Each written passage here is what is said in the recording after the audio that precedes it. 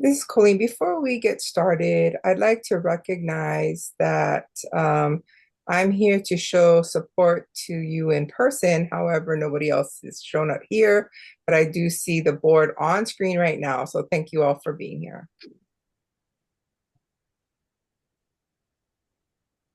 Now I'm going to follow the script here. This is the Board of Sign Language Interpreters calling the meeting at 4:05 p.m. on February 4th, 2026. Today's meeting will be done in person as well as on Zoom, and the meeting is also being recorded. This recording will be uploaded onto the internet for public viewing at a later time. I would like to call roll at this time. Colleen Thayer, Chair. I'm here. Eric Cook, and Vice Chair, here. Tammy Adams, here. Oh, sorry, just arrived in the right room in the right place. Tammy Adams, apologies. Hello, here. Next. Amanda Smith, here. Melanie De Leon, here. So all are present. Well, I thought I saw a face, but they're no longer here. Okay. And then members, if you have any comments, please give your last name so that it is recorded. And board members, if you please, we are asking not to use the Zoom chat during the meeting.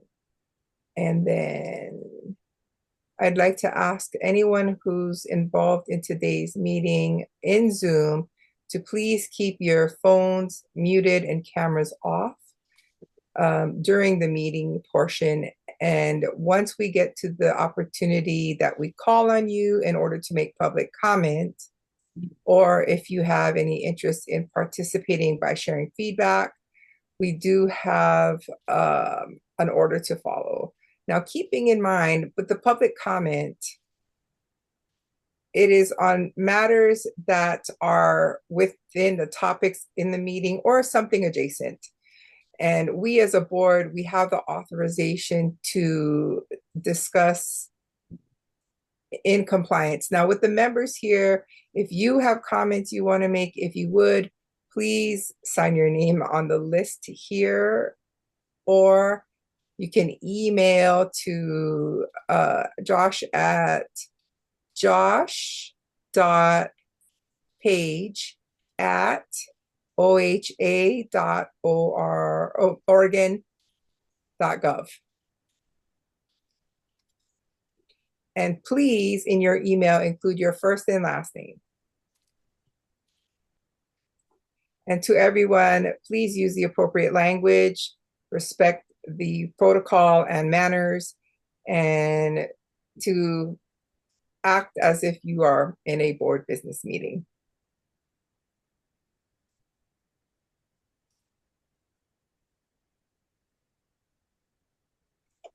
Now, as chair, I do want to recognize that we do have many community concerns and comments, and I wonder if staff will allow me to read any of them. I have letters here. Yes? Oh, hello, hello. Okay. Robert? Bob's fine, thank you very much. Chair, we need to approve the agenda first. Yeah, but we need to go through the agenda first. And we're gonna have to amend it as well, so, the first thing we have is to introduction of the new board members.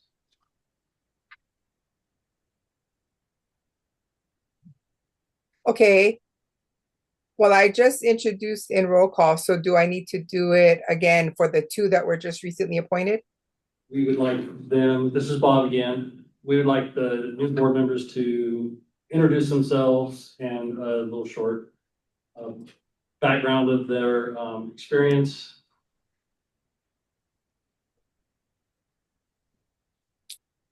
Okay.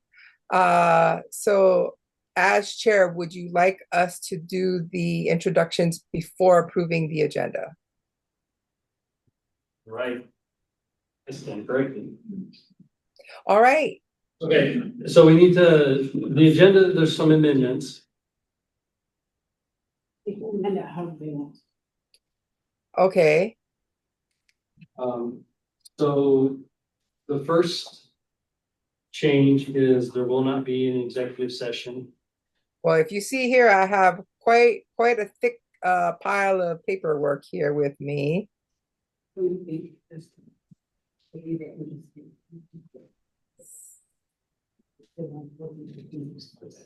And Eric is saying, as do I. So, okay, let us start with the introductions. I guess we'll do a brief 2-minute introduction for each of you. So, Bob, I'll let you go and say what you need. Yeah, so we do need to approve the agenda first. Okay. All right. So, before I approve the agenda, I know that there are some people who have comments that they would like to add or edit. So, I see Melanie has her hand raised. And this is Mel. Hi. Hello, everyone. I respectfully ask to add something to the agenda as well. And I don't know how to best do that. Perhaps I need to move to do so. Okay. She can, Mel can just point out what she would like to amend in the agenda. Which item? No, I want to make an addition. Okay. This is Sammy. Maybe what would be easier is if there are things that you just don't want to do, we would take them off. And then you say the things that you do want to do. Bam. Or after. Okay, well, let's listen to what Mel wants to do first, please. Okay. Mel saying, I'd like to propose meeting at a different time because Mel doesn't like night work. If it is possible, with an additional smile. So Colleen says, well, we will continue for tonight, but we can have discussions about what to do in the future. To pick a new date and different times. Got it. And if we might add that to the agenda, please. This is Sammy. It's on the agenda. Yes, Sammy. It's on the agenda under number 10. Okay. Beautiful. Thank you. Okay, next, Tammy. I recognize you. Tammy saying, I would like to add more public comment. I know we already have 2 on the agenda, but I think under number 6, there's quite a few things listed for discussion, and I think that it would be very nice to pause and maybe listen to some public comment. So originally I was thinking about making 2 pauses, but that might be too much because this meeting tends to take quite a bit of time as it is. So I'm willing to listen to the thoughts of the other members and maybe if they share their ideas about whether we just keep 1 period for public comment or if we might have 2 starting with number 6. And I was thinking, And then Colleen saying, Tammy, I agree with you. I had some considerations about some additional pauses so that we might listen to the community members because, I know we don't have a full board. I'm very aware of that, but it would cause more harm to delay even further. So I think we should listen to And we may not have board representation, but in all fairness, I do think you suggested putting it in at number 6, and then I'm thinking maybe we should have at least, wait a minute, I think 7. No. Because I see it at 8 already. Yeah, 6 seems like a good spot. And Tammy's saying maybe if we can go maybe halfway through number 6 or section 7. So under number 6 after part 7, maybe. Okay, and we're gonna switch interpreters. See lots of hands.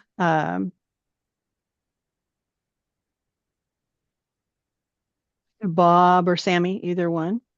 Your hands went up at the same time.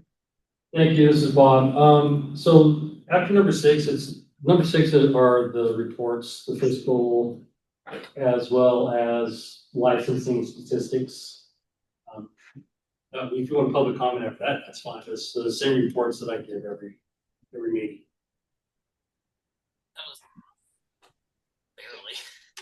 Tammy, this is Tammy. I was looking at the wrong version for tonight. Hold on. This is Colleen. That was an older agenda. We need to make sure that everyone's looking at tonight's agenda, please.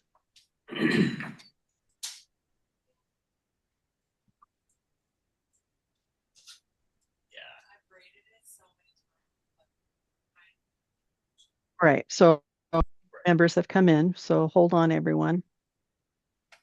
So let's wait and see if Tammy can find tonight's agenda before we proceed.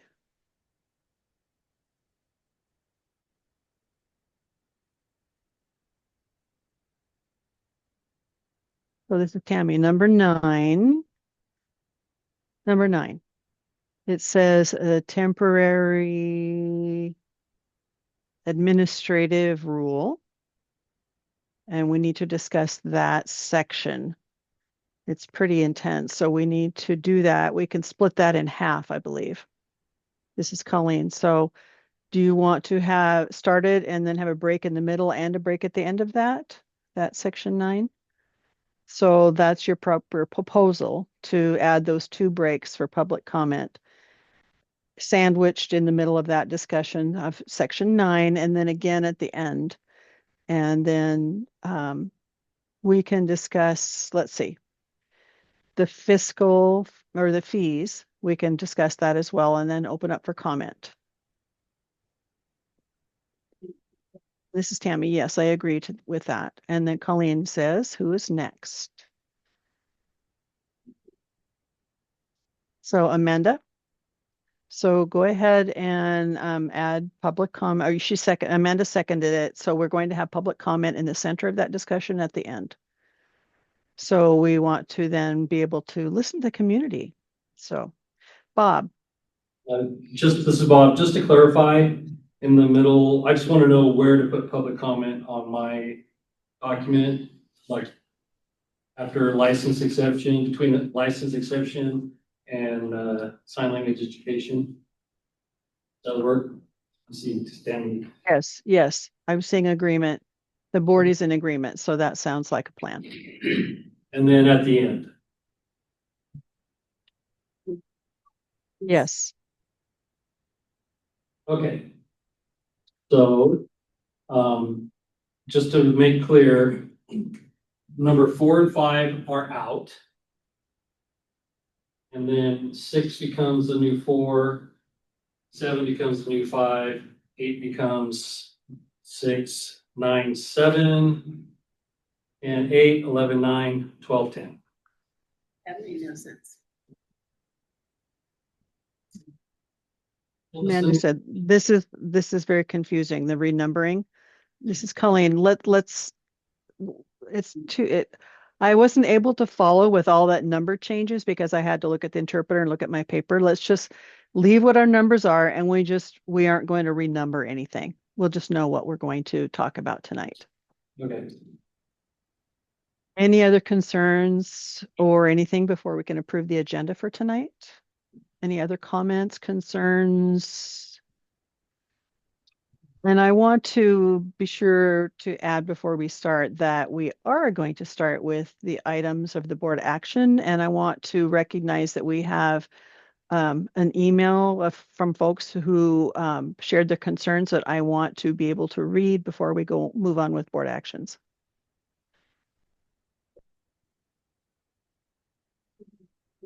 So yes, Bob. Sorry, we need to take a vote on approval of the agenda now that we've got it fixed. Right, right.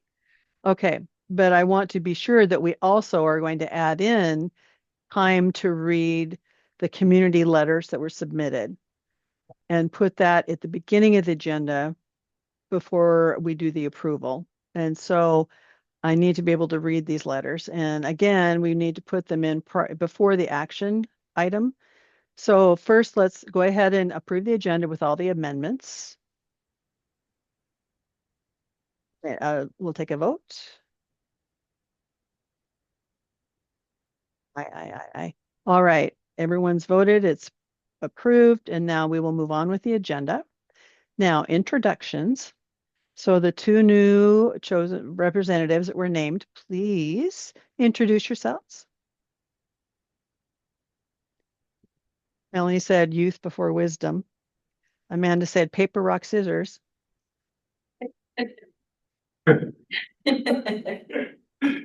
Amanda says, it's fine. I can go first. Okay. I'm Amanda Smith, and I've been interpreting for almost 30 years. And I taught for about 20 years at Western Oregon University in the interpreting program. And now I'm back in freelancing, and so I'm doing legal interpreting. I live in Salem, Oregon. I don't know what else to tell you. Colleen said, that's good. Amanda said, okay. So Colleen said, you're freelancing, you're doing legal. Amanda said, do I need to talk about that I'm representing the educational interpreters? No, okay. I misspoke. So yeah, my seat is for educational interpreting. All right. And Colleen says, Melanie. Melanie says, hi, I'm Mel De Leon. And I live in Oregon. And I'm a professional member with ORID. And I've interpreted for a very long time. I said, good job. Okay. Colleen said, so I missed which party are you representing? Melanie said, I did say that. I said, I'm representing a professional organization of interpreting. So I'm a member of one of those. Colleen said, thank you for your introductions. Are we good? I'm very pleased that you're able to join our group. Thank you so much. So we're moving on with our agenda. Okay. We're going to start with, I'm sorry, you froze. Executive meeting? Executive session? Oh. Executive session. Are we not doing that? Amanda said 4 or 5. Yes, people who are absent. So Colleen said, okay, we'll just move on. Beautiful. All right. So exec session, we're not going to do that. We are moving on now to the reports. And we're going to talk about Bob has the floor. We're talking about fiscal. All right.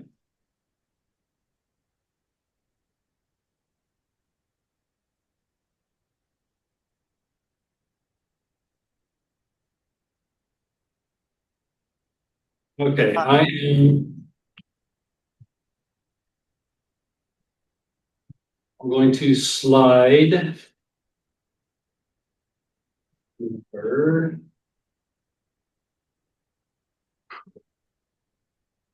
13 and 14, which is the board members' current standings. Pauline Thayer is in a second term, and that term expires December 31 of 28 and cannot reappoint. Eric Cook is in a first term. It expires 12/31 of 2027 and can reappoint. Amanda Smith is in a first term that expires 12/31/28. Can reappoint.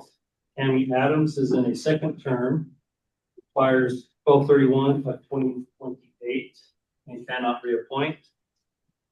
Melanie DeLeon is in a first term and it expires 12/31/2028 and can reappoint. We have 2 spots vacant. And we are expecting them to be announced at the end of the month. Okay.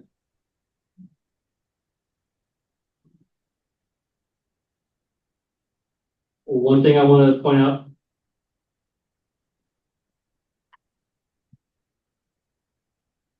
So this is Mel. We're going to fill the 2 vacant seats and announce that. And there's a timeline, so we're really hoping by the end of the month. Okay, got it. That is what we're being told. And so for the board members, new board members and current board members, there's some trainings that are required. One is the overview of boards and commissions. The other one is the information security training. And the third is preventing discrimination and harassment. These trainings are on this document and there's links to the training. So if you go to this document in the board meeting material on the website, you can click and it'll take you to Workday. Okay. And so I want. This is Colleen. I'm hoping to get in contact with Bob. And because of Workday, I'm having troubles getting in. So just let me know. I mean, I hate relationship with technology. I had issues in the fall, but so for me, the training hasn't been a priority. So I need to figure out how to work around that. This is Bob. Can Colleen please contact Chrissy? I know.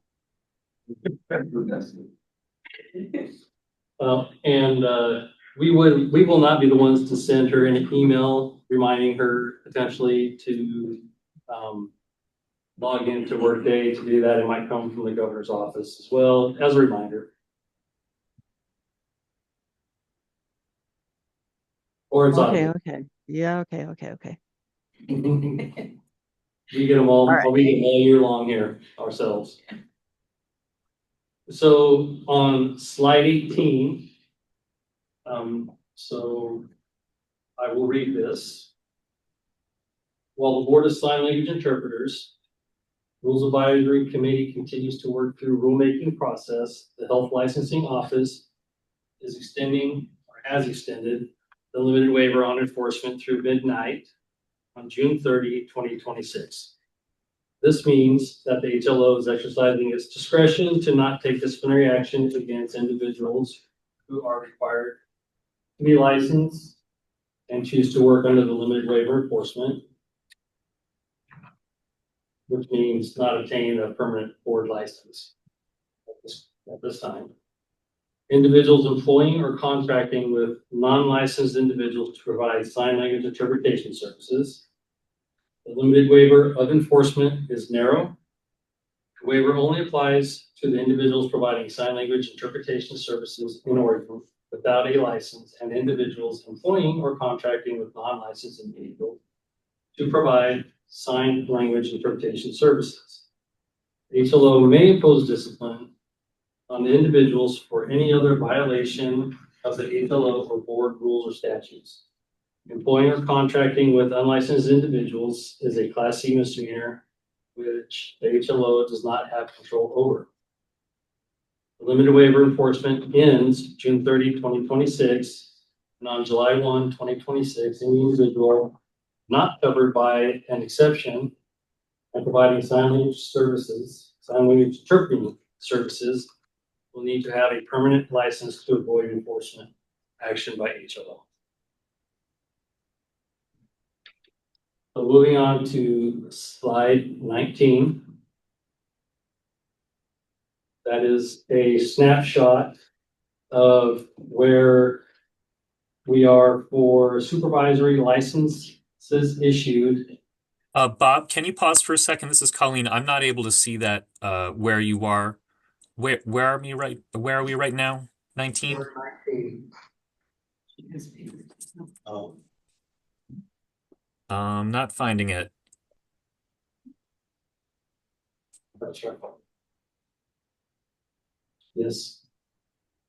Oh, good. Okay, got it. I didn't see the page numbers. I'm sorry, it was a bit confusing, but I am and Colleen's video is getting a little frozen right now. So I wasn't able to see the end of that statement. Okay. Chair, are you ready to continue?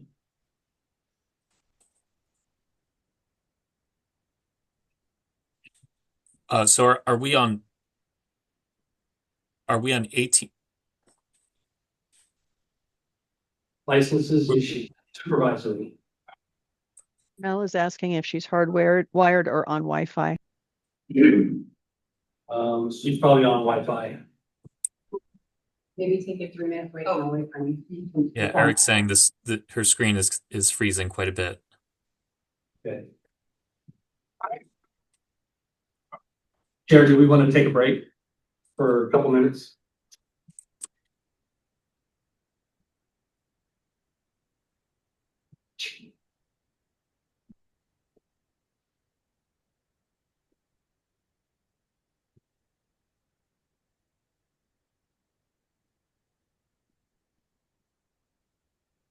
Okay, she's walking over to the public comment camera. Is that better? Is the connection better over here?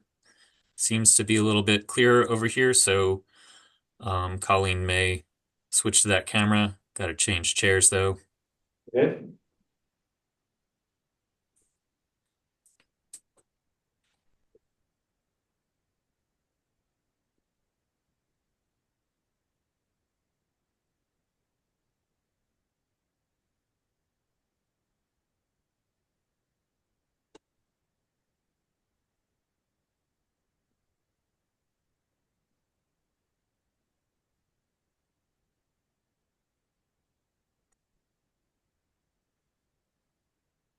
Okay, is this better? Okay, we are looking at the page for licenses issued supervisory. And this is by quarter, beginning in 2024. And so currently in fiscal year 2026, on the right-hand side of the screen,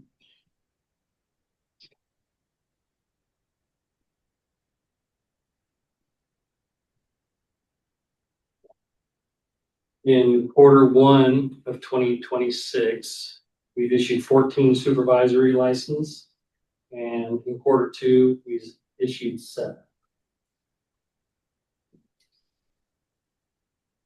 On the next page is generalists.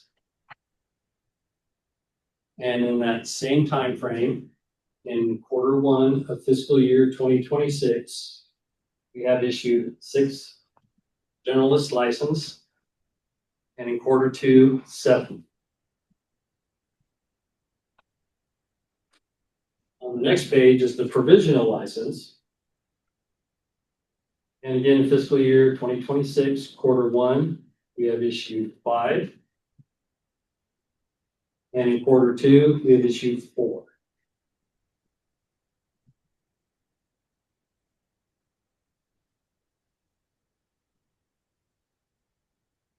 And on the next slide are the medical license, which there's 3 issued in Q1 of 2026 and 2 in Q2. Bob, Yes. Darcy's here. 1 second.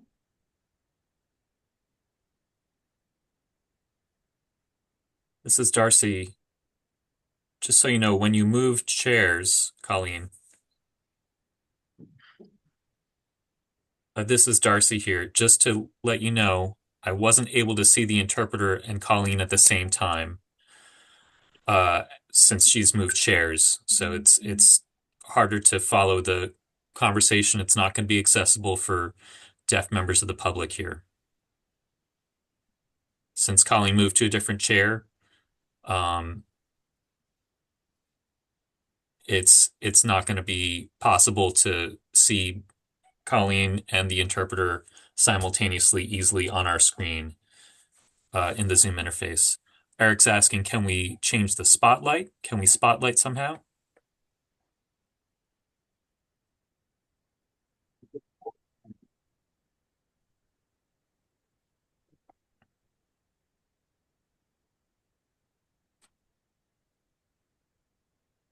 Says Melanie. Thank you, Darcy, for letting us know. Darcy If we seems change to speaker setting, then when Colleen's in the room, well, then we'll see. Okay. On speaker setting, I could see Colleen easily, but when it's on gallery, it's harder to see. So for the public comment part, we may need to reconfigure it. And I just want to let you know that, accessibility is important, as we know, and we just need to fix that video setting.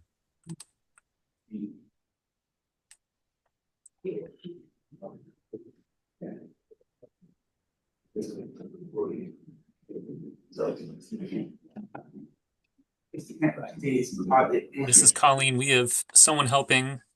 I think the Wi-Fi might be working better on this device. Mel? This is Mel. Why is Daniel on camera? Daniel Schwartz, I see, is on the gallery view. His camera's off now. Okay. Thank you. This is Bob. Is Darcy able to see now? Yes, and you can take off the camera of the room. The room view isn't really going to be necessary for us, but just seeing the board members should be sufficient for now. Yeah, just to see all the board members and the interpreter together on the screen without the rim view should be what we need for now, including Colleen. Sorry to interrupt. This is Chrissy. We're not able to see any ASL interpretation on the screen, and we have folks that need to be able to see that.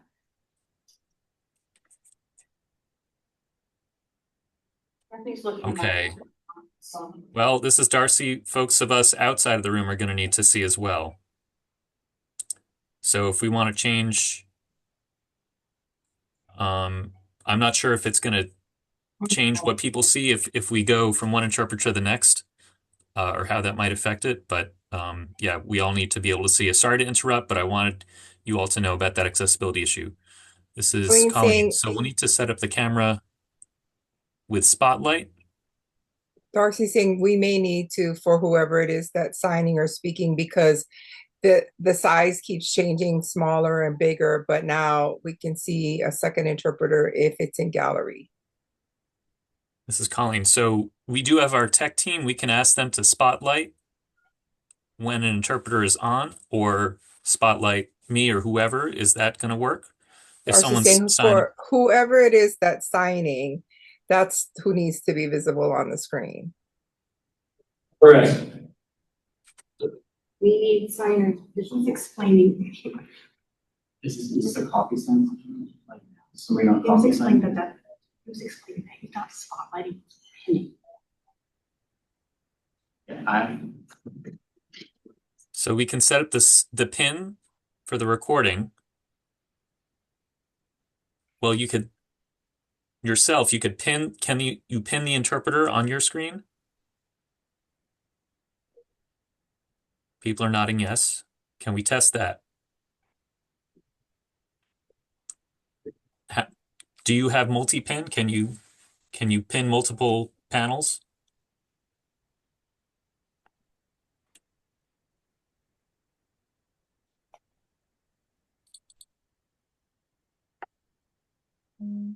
I guess we can continue on. Yes, Melanie. This is Darcy. Now it's saying so now that everyone is pinned again, I'm seeing everyone big enough. That's better. When it switched over, when you moved to the new chair, it was messed up, but it's looking better now. I've got the group pinned, the board, and the interpreter, so they're all on screen. I think we're good now. Yes, Eric has his hand raised. This is Colleen. I just want to make sure that folks can see for the public comment part. That folks in the room and folks on Zoom can see. So you can pin the board and pin the interpreter yourself, I believe. And you should be able to do that with multi-pin if you need to. Seems like we can't see you, Darcy. So we might need to copy what you're signing. Any modifications, any revisions?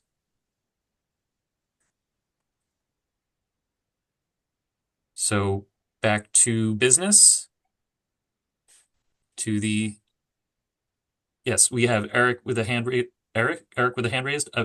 I just want to make sure the recording is capturing everyone who's participating. That's all. Very good.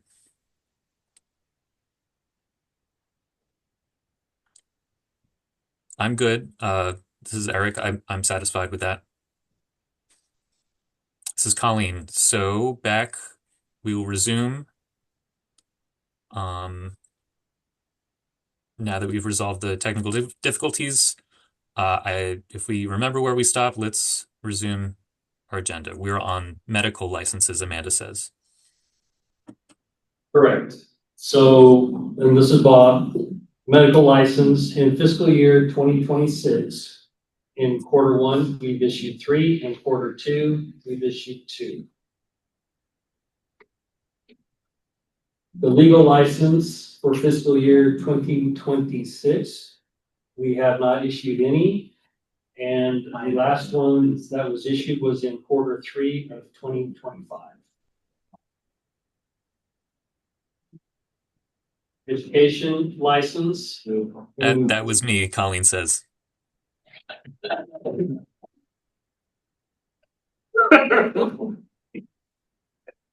Okay. And fiscal year 2026 for the educational license issuance, quarter 1, we've issued 6, and quarter 2, we issued 6 as well. The next slide is the renewed slides.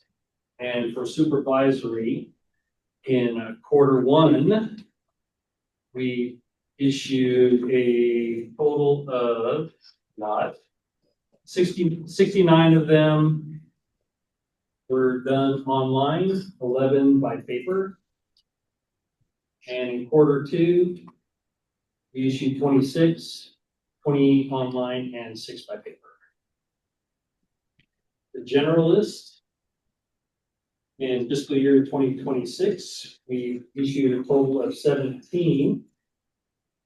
14 of them were online, 3 by paper, and in quarter 2, 5 online, and 3 again by paper, or 8.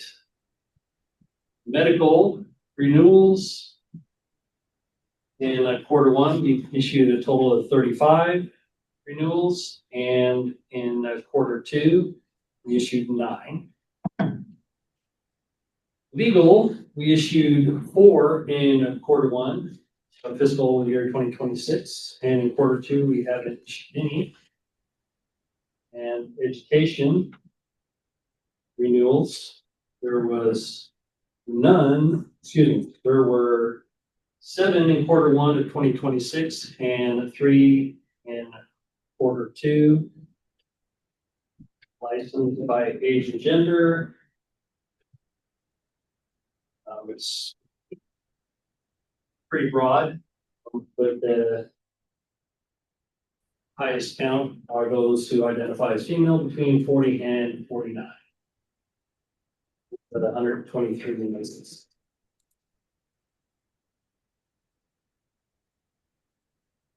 And here are the next slide are the license counts by date.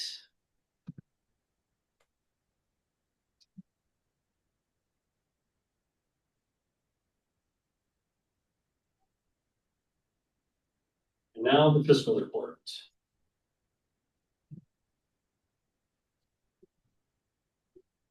Got a beginning cash balance of the negative 46,506.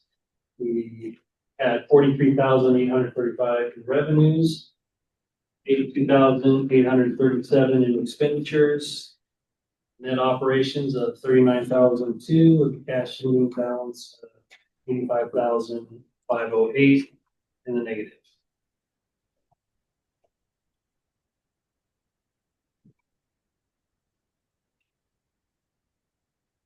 Negative.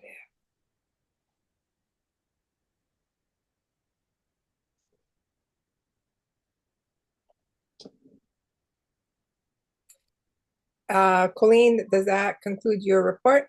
Yes, it does. Okay, board, does any of you have any comments or concerns with what was just shared?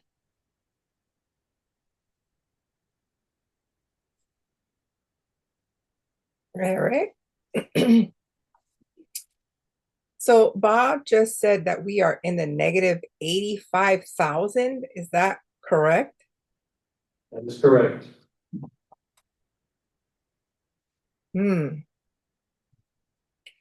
How will we recoup that? That'll begin once we have a steady revenue stream. Right now, we've had this exception for licensing, the limited waiver. And so I can only imagine based on these numbers that people are taking advantage of that.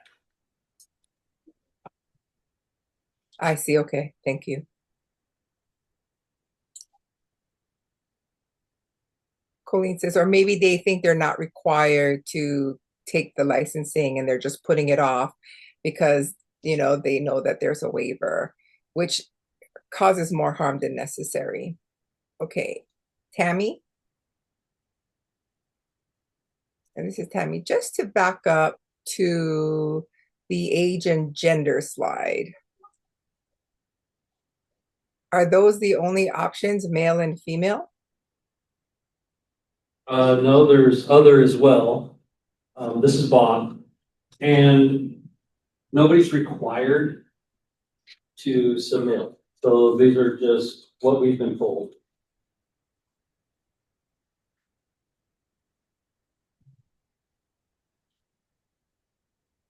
Amanda. And this is Amanda. Now, Bob, and mine is related to Eric's comment about being in the negative. So how much is your level of concern on a scale of 0 to 10, where 0 is no concern at all versus 10 being a concern on whether or not this program will be sustainable or not? So if you could give a sense of where you are.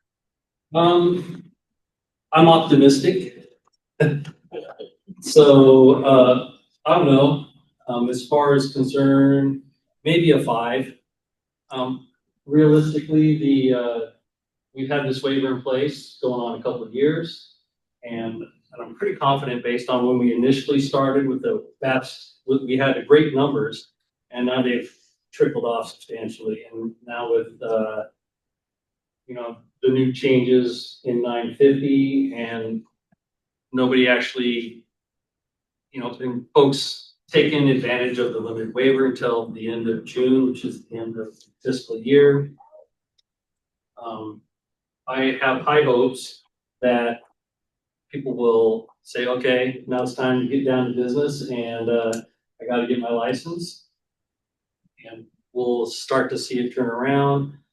And with any luck, you know, some of the operational costs will start to tailor off once we have rules in place. Great, thank you. And this is Mel, same page. I also noticed the age portion, and you see the problem?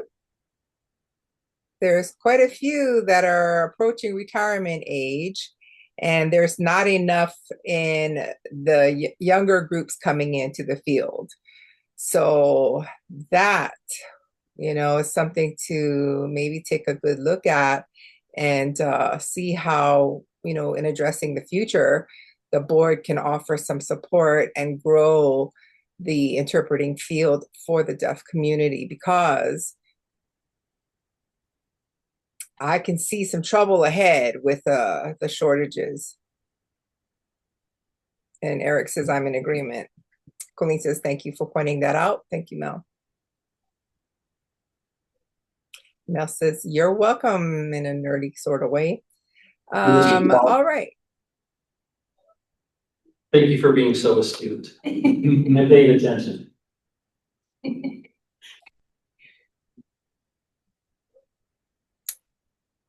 This is Colleen. So I see you, shall we focus on the community emails at this point before we start talking about the temporary lawmaking and rules and those details? Can we talk about some of the community concerns? All right, could we have the interpreters, maybe we can call Jack?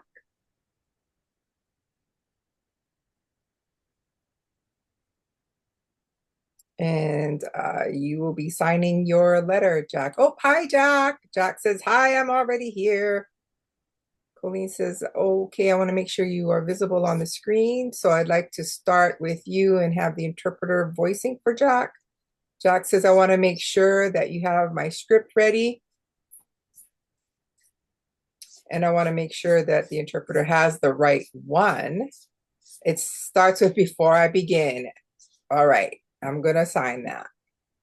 Okay, hi, I'm Jack Ludwig. I'm president of Oregon Association for the Deaf.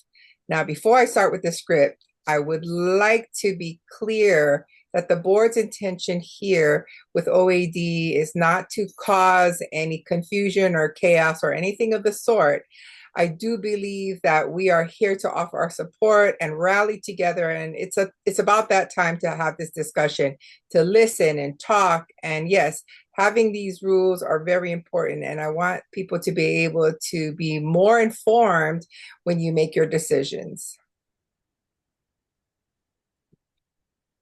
Now, we do have a request from the SLI board related to temporary rules and any decision-making matters. And before making it, we would like to request to share a little bit of context so it's fully understood. The one ask I have is that you please listen.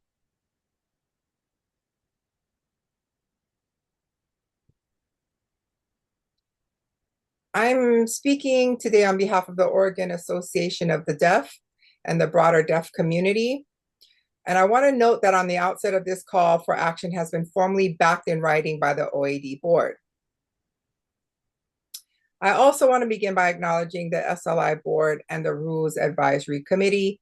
We see the work that you've done and the progress you've made and the difficult position you've been placed in. Many of you have been navigating confusion, pressure, and the administrative barriers that make progress far harder than it should be.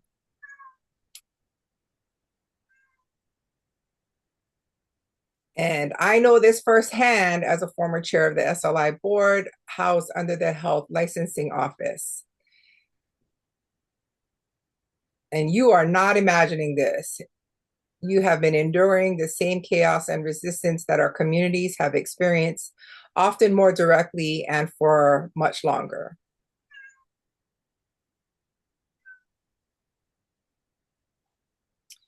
So that shared experience is exactly why this moment matters. It's not about temporary rules versus permanent rules. It is about accountability. I also want to speak directly to the interpreter community. I understand that delays can affect your livelihoods, your profession, your income, your ability to plan and work, and your lives. And that impact is real and that matters. And at the same time, what harms the interpreter community ultimately harms the deaf community as well,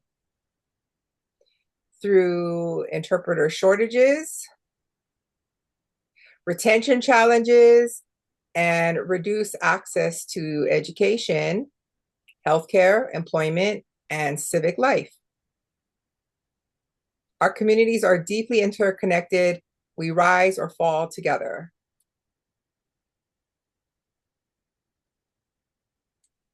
And yet, we're being pulled into tension with one another, like crabs in a bucket, responding to the pressure created by a system that benefits when we get divided. We are being pushed to prioritize one community over another, when in truth, we are all sharing the same goal. So the question is, who put us in the bucket? Well, it's a clear answer. It's the Health Licensing Office. HLO has repeatedly inflicted systemic harm on both deaf and interpreter communities through exclusion, refusal to listen, manipulation of the process, and disregard for statutory intent. When excessive fees and administrative practices began destabilizing the interpreter community, deaf leaders, freelance interpreters, and community organizations worked together through legislation to transition authority away from HLO administration and place it with the board. And that progress was achieved through unity and hard-fought advocacy. However, during that same legislative process, HLO actively undermined those efforts through the deception and manipulation, providing misleading information to the legislators, including sponsors of the SB 950 amendment to,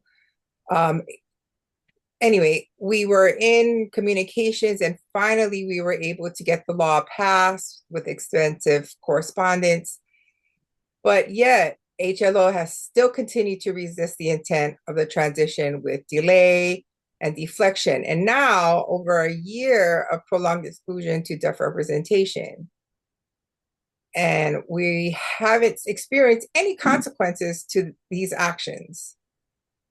So if this board proceeds with any vote today, even temporary rules, that is going to send HLO a message saying that exclusion of the deaf is inconsequential and it allows them to progress to the state while remaining out of compliance with the law.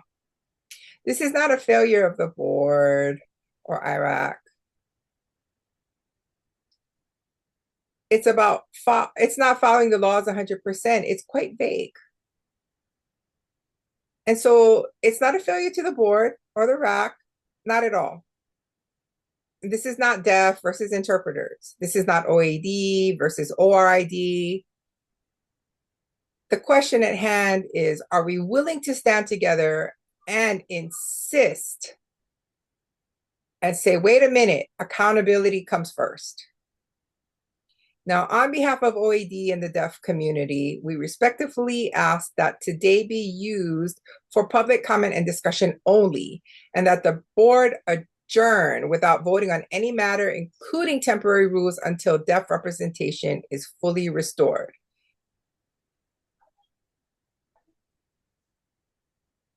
Now, this pause is not obstruction.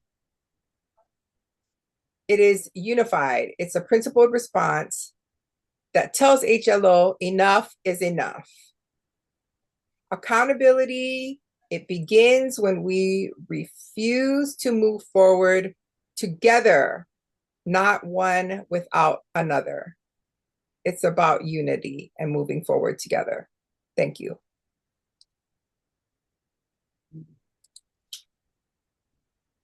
I'm going to switch interpreters. Colleen, thank you.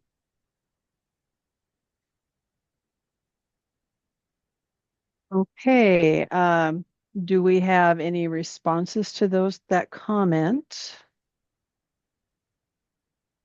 Or this pressure on me as a chair to figure out what to do next with his view and our view,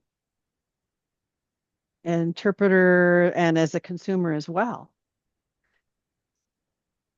Does anyone else have a comment? Staff specifically, do staff have a comment?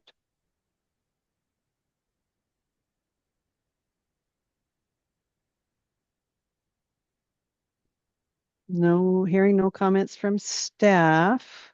Oh, I'm sorry. I have to have my eyes point out both sides of my head. Okay, Sammy.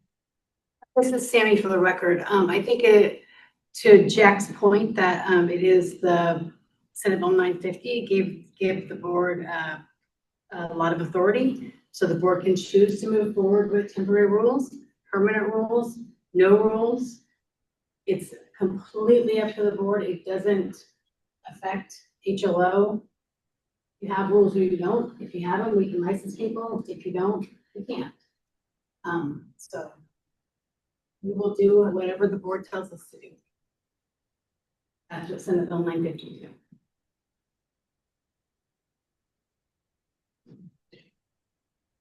This is Colleen. Okay. Okay, so now we need to be fair and give other community members time as well. And I am at Colleen, a community member myself, but I do see someone whose hand is up in the room. And who's here physically. Well, I will need to actually change chairs with you. I have a cushion to make myself taller. I can move that as well, or you can sit on it. Hello, everyone. I'm Stephanie, and I represent myself. And I'm just curious from the interpreter's perspective, what does passing a temporary rule as opposed to a permanent rule mean?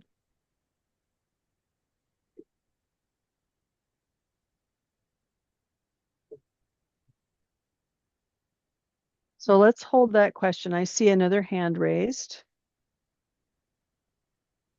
Is there another hand? I can't see.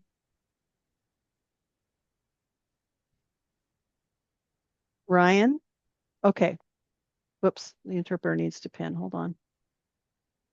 Okay. Hello, my name is Ryan Gale, and I'm a community member, and I also work as a certified deaf interpreter and support other community members. And I'm here today to talk about my perspective and my concerns about this, and specifically the interpreting community, CDIs, deaf interpreters. And I have watched Jack Ludwig's conversation today, and I felt very much in support with his comments. I think if we pass the rules, the deaf community and the hearing community interpreters might be separated and be divided. And I would prefer to include the community of deaf interpreters in these decisions. And if this kind of rule passes, we will continue with the dearth of interpreters. We don't have enough. We don't have enough interpreters who are deaf, and especially those who are certified. And they will be taking jobs, folks who are uncertified be taking jobs who other people aren't willing to do. So it will just leave a lot of gaps if we don't have enough certified or licensed interpreters. And so I think that our process requires more comments from the community, especially the grassroots community, those who are working and trying to get their CDIs, and they don't have formal situations for training, and so, or if they're in education settings or medical settings or community settings, we need to take a pulse of the folks who are wanting to work and find out what their information, get more information from them. And we always hear, oh, you can talk later, you can talk later. And we hear that all the time, later, later, later. And that's just not a good idea. So I would like us to continue discussing the issue today. And there might be mentorships, a paid mentorship, some trainings. There are things we can do to help their language grow because if there are barriers, they can't provide work in their own language or in their own communities. We need to look at those issues. And that's my comment today. Everyone say thank you. Colleen, I see another hand up from Julie. Whoops. Hold on, the interpreter is trying to pin. Okay. So Julie, your comments, please. Hello, everyone. I'm Julie, and I'm a community member, and I'm a consumer of interpreters, and I'm a certified deaf interpreter. So my concern is related to deaf people and their representation because the language belongs to deaf people. The interpreters are working for deaf people.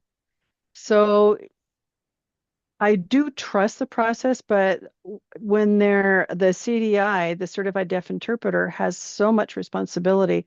And so I am recommending a reconsideration along the lines of what Jack recommended and to have discussions and delve into this because when hearing people show up as we see testimony by the end of the month, that will help as well. But we also need the deaf community to be comfortable with who's working with them and listen to them so that that transaction, that interpretation can be successful.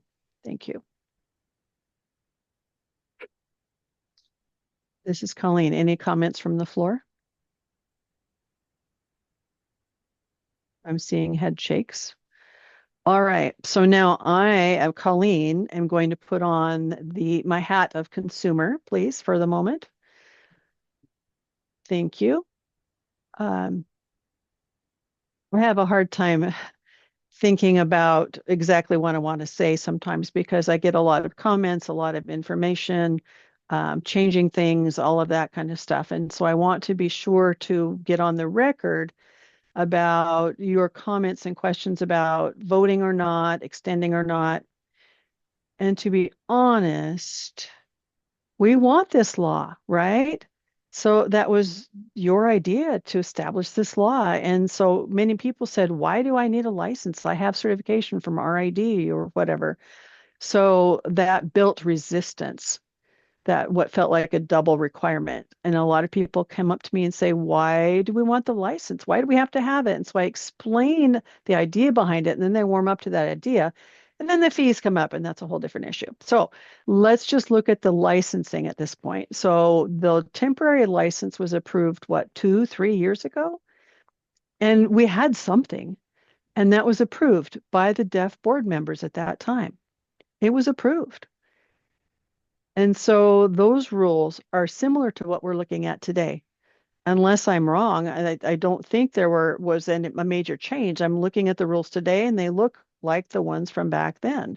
So they're supervisor and general. And those deaf board members already approved that. And I believe that included you, Jack, as a board member at that time. And let's see, who was the other person? Jack is saying Al. Thank you. So we had some deaf board representation at that point when we were setting the temporary license up. And at the same time, tonight, we're looking at the rules that look very much the same. And if we approve the rules tonight, then what would be next would be then turning to the community to look at what we have and get their feedback and look at all the different levels to make sure everything was included, from the temporary, the probationary to the professional, all of those levels. And I'm concerned about folks who are not qualified interpreters. And I know HLO can't touch a thing. If we put it off, I think it causes more harm. And I think we've got to report to them. I think we need to report like to the police. It's a kind of the same thing. We have to report to the police. If we don't tell the police something when something happens, then we don't have a case. So if we don't report, then we can't empower that deaf community to get the qualified interpreters. So in order to be able to do the formal procedure, to be able to file a complaint, whatever, if you don't have the proper interpreter, not setting up that ability, then that does more harm.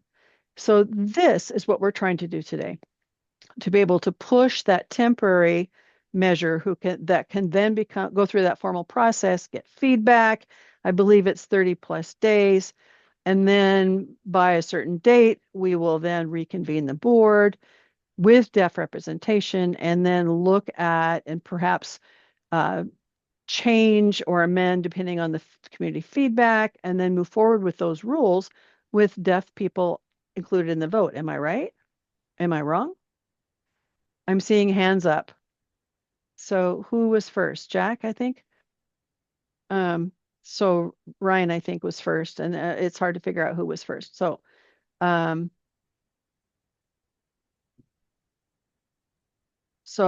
Jack is saying that yes, I was voting at that time, and it's been a year that there has been no deaf representation, and to move forward without deaf representation sends HLO the wrong message.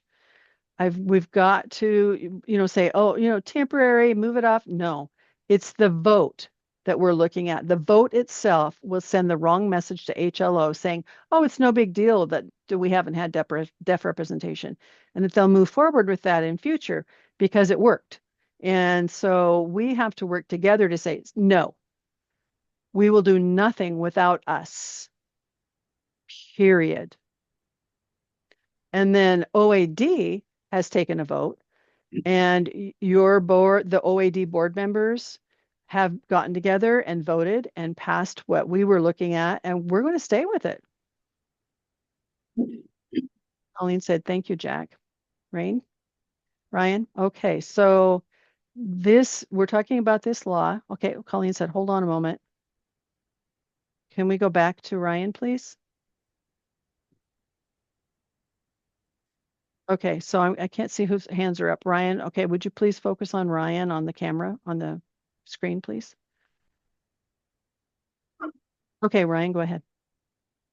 All right, so we talked about why this law should pass is because it would strengthen and rather than hurting the community with using non-qualified interpreters. And that's what we believe the law is for. The law, we've recognized that this law could cause more harm than good by having a lack of access, not enough qualified interpreters, not enough interpreters, they're not showing up. And so when this law would pass, I believe it would be for us to be able to involve the community and to develop things, because it's kind of like putting the cart before the horse, what comes first? Sometimes it feels like we're putting the cart again before the horse, and the horse needs to be in front, not the cart. And so there's many vulnerable members of the community who are being impacted by this law because they're not having the access, and the interpreter pool is shrinking, and they're not having access at their employment or in the community, and they're trying to work with the interpreters, but they don't all have licenses, and so their bread and butter, their jobs, they're impacted. And so it's a very serious impact, and it's causing harm and many other issues as well. But it also seems like we need more discussion to figure out who has privilege. The white interpreters, and that could be a problem, and that could be a big problem. However, it's not as big a problem as a lack of interpreters. Interpreter switch.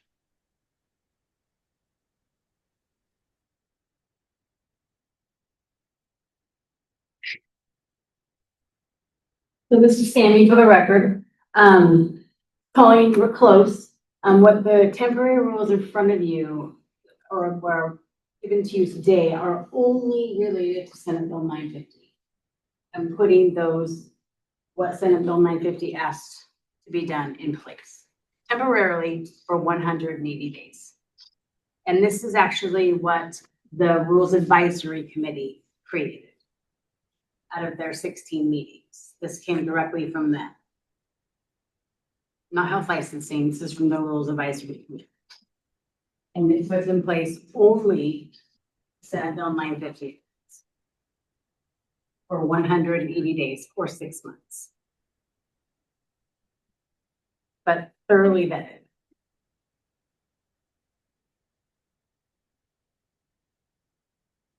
We have another hand up, Cheryl.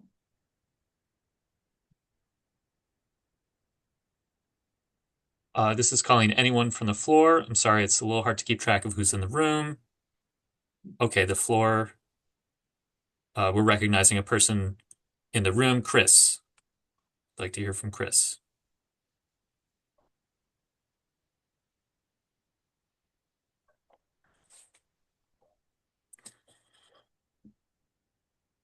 Hello, this is Chris, representing myself.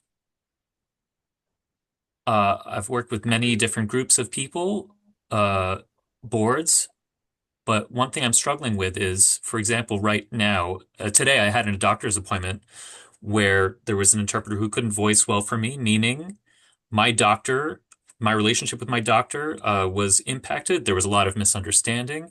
I had to repeat myself more than once. Often when I work with the VR, with the state government offices, there are similar issues with interpreters and lack of access. The quality of the work is not great. I understand from everyone's perspective. I understand that's important, but at the same time, I'm uneasy. Grassroots people in the community want to figure out how we can improve the situation as a consumer.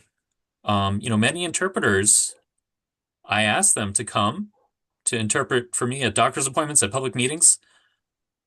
And the same interpreters who are sent are not qualified interpreters. And the question remains, how do we solve this issue?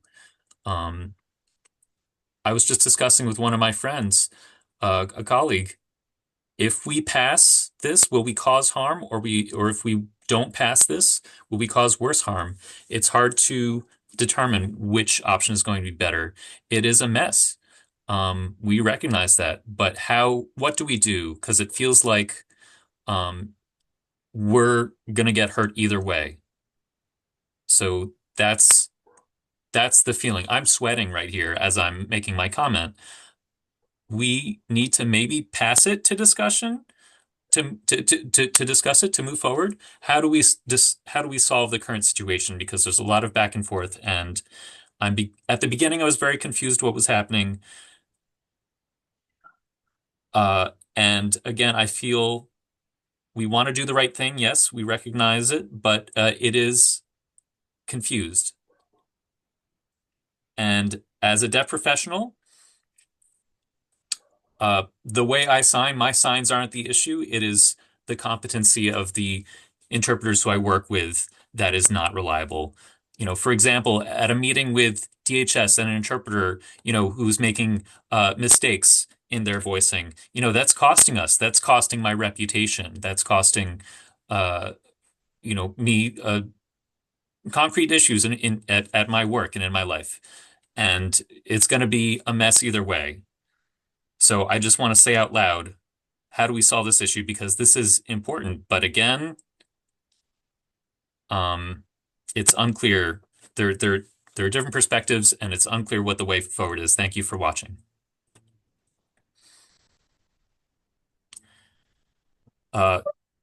Colleen, there's another person in the room I want to recognize.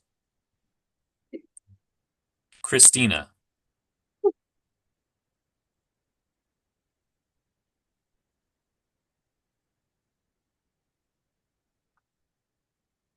Hello, all. Yes, thank you for this rich discussion. I wanted to recognize the lovely fact that we have 8 leaders from the deaf community in the room with us here, more than 2 board positions as well. So it's amazing. It's great to have deaf leadership here from, different walks of life, different professions coming to represent. Thank you for being here. Yes, I agree with Chris. I share that sentiment. I'm wondering, must we make a decision now if we vote on the temporary rules, or can we hold that thought until, the rules, the recommendation, the rough draft of the rules? There might be 7 or 8 topics on there. I'm wondering, while we have the 8 deaf leaders here, maybe we can go through and discuss those here from folks, and maybe not make a decision of whether we're going to pass it now, but get more contact with the deaf community, OAD or ORID, more grassroots community members, uh, circulate a survey. I'm a member of OAD. I haven't seen any education for OAD members about the licensure issue and the process that's ongoing right now. So maybe as we go through the topics for today, maybe it would be a good idea to hold the vote, depending on the sentiment of the people in the room, um, of whether to pass this temporary measure or not, until we can get feedback from these different provisions, with deaf representation on the rack, as we know.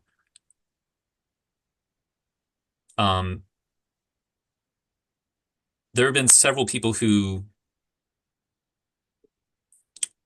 have been interpreting for many years that I know, not signing competently. They don't necessarily call themselves interpreters in a general way, but they they've approached me for mentorship in different situations, and when I've conversed with them, uh, it's clear that they haven't formally learned ASL. They don't know any deaf people, but they've gotten into working as interpreters in these certain situations, staff meetings, for example. When I tell them about the licensure issue, uh, they they and that we need to hire licensed interpreters, they realize, oh, what I've been doing isn't appropriate. We need a licensed interpreter in these situations, and they think it's a lovely idea. Many deaf people, have told me about uh, qualified signing nurses or police officers. And but in order for us uh to handle people acting as interpreters unqualified, we need to have a board or a body to report them to when that's not appropriate. Thank you, interpreter.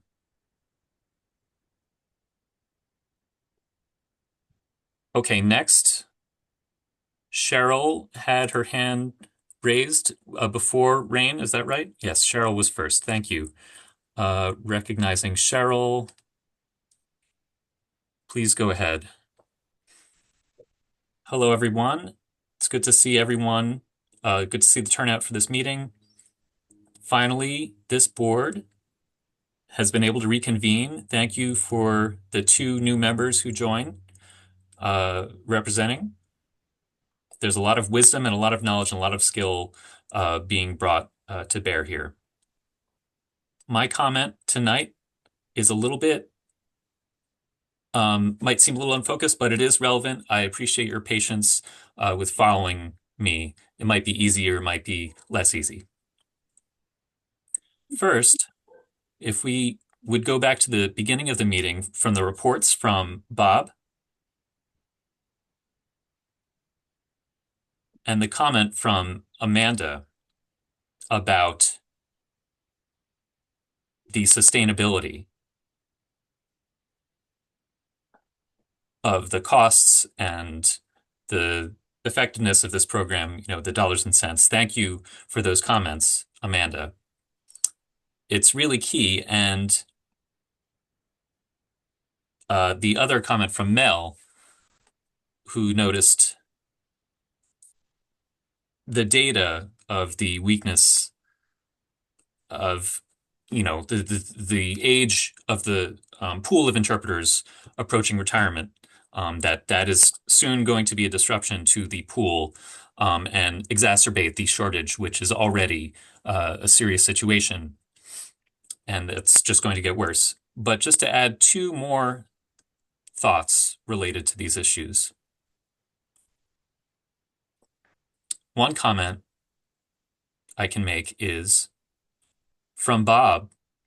He said, it's not really a concern about the sustainability fiscally, the costs, etc. They'll fluctuate over time. That's to be expected. In my opinion, I don't necessarily believe that, because that chart that we saw, that rise of revenue about year 2024 and then drop off after that, isn't only representing people who are, trying to save some money or lazy, with there not being enforcement, that's not the only issue. That might be part of the issue of why people are not going ahead and getting licensed. But I think there are two other possible reasons that might also be factors. One is people aren't supporting it. They don't have buy-in for the licensure as a whole, or they're not willing to be involved with it. They see it as a weak policy, or not really are being, or they're not really willing to be involved now until they see a stronger structure, a stronger foundation for the house that's being built. Another consideration is that hump in the data, the rise and fall. What does that represent? The shortage that's already here, endemic in the community. Is there going to be an increase in availability later? Where's the evidence for that? So I'm curious whether the data shows how many interpreters are coming from out of state to provide services, and what the size of that factor is. I'm glad we've got representation on the board from ITPs. Maybe we can hear from those representatives about how many interpreters are coming through their programs ready to enter the field, achieve certification and qualification. Because last time I heard about the interpreter training programs here, the pool, there's still a shortage. Maybe 25 might graduate per year, but maybe we can ask Amanda about that. She would know more than me. But really, the key is it's not an easy answer. It's not all about the money for interpreters necessarily. It's not. When we have a good, strong foundation, we have a policy that will bring in people who want to be involved. But right now, the opinion is that the policy, or my opinion, is that the policy itself is causing harm. It's easy for us to overlook the state of Oregon. People will call it rural. Except for Portland, we've got the one big city, this metro area. But other than that, it's a rural area. That kind of policy isn't sustainable. It might be successful in a big city like Seattle or Portland or Salem, but for most deaf community members who don't live in those areas, who live outside of the cities, it's going to cause a lot of harm. And just to let you know,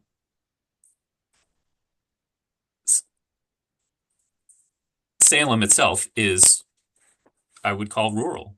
I know we have, it seems like we've got, shopping resources. We've got some commercial areas and different things here, but there are limited resources here. So I know other people are here with their hands raised, so thank you for your patience. I will yield my time.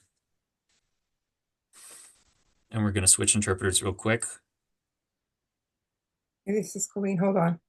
I need the screen enlarged. It's very, very small.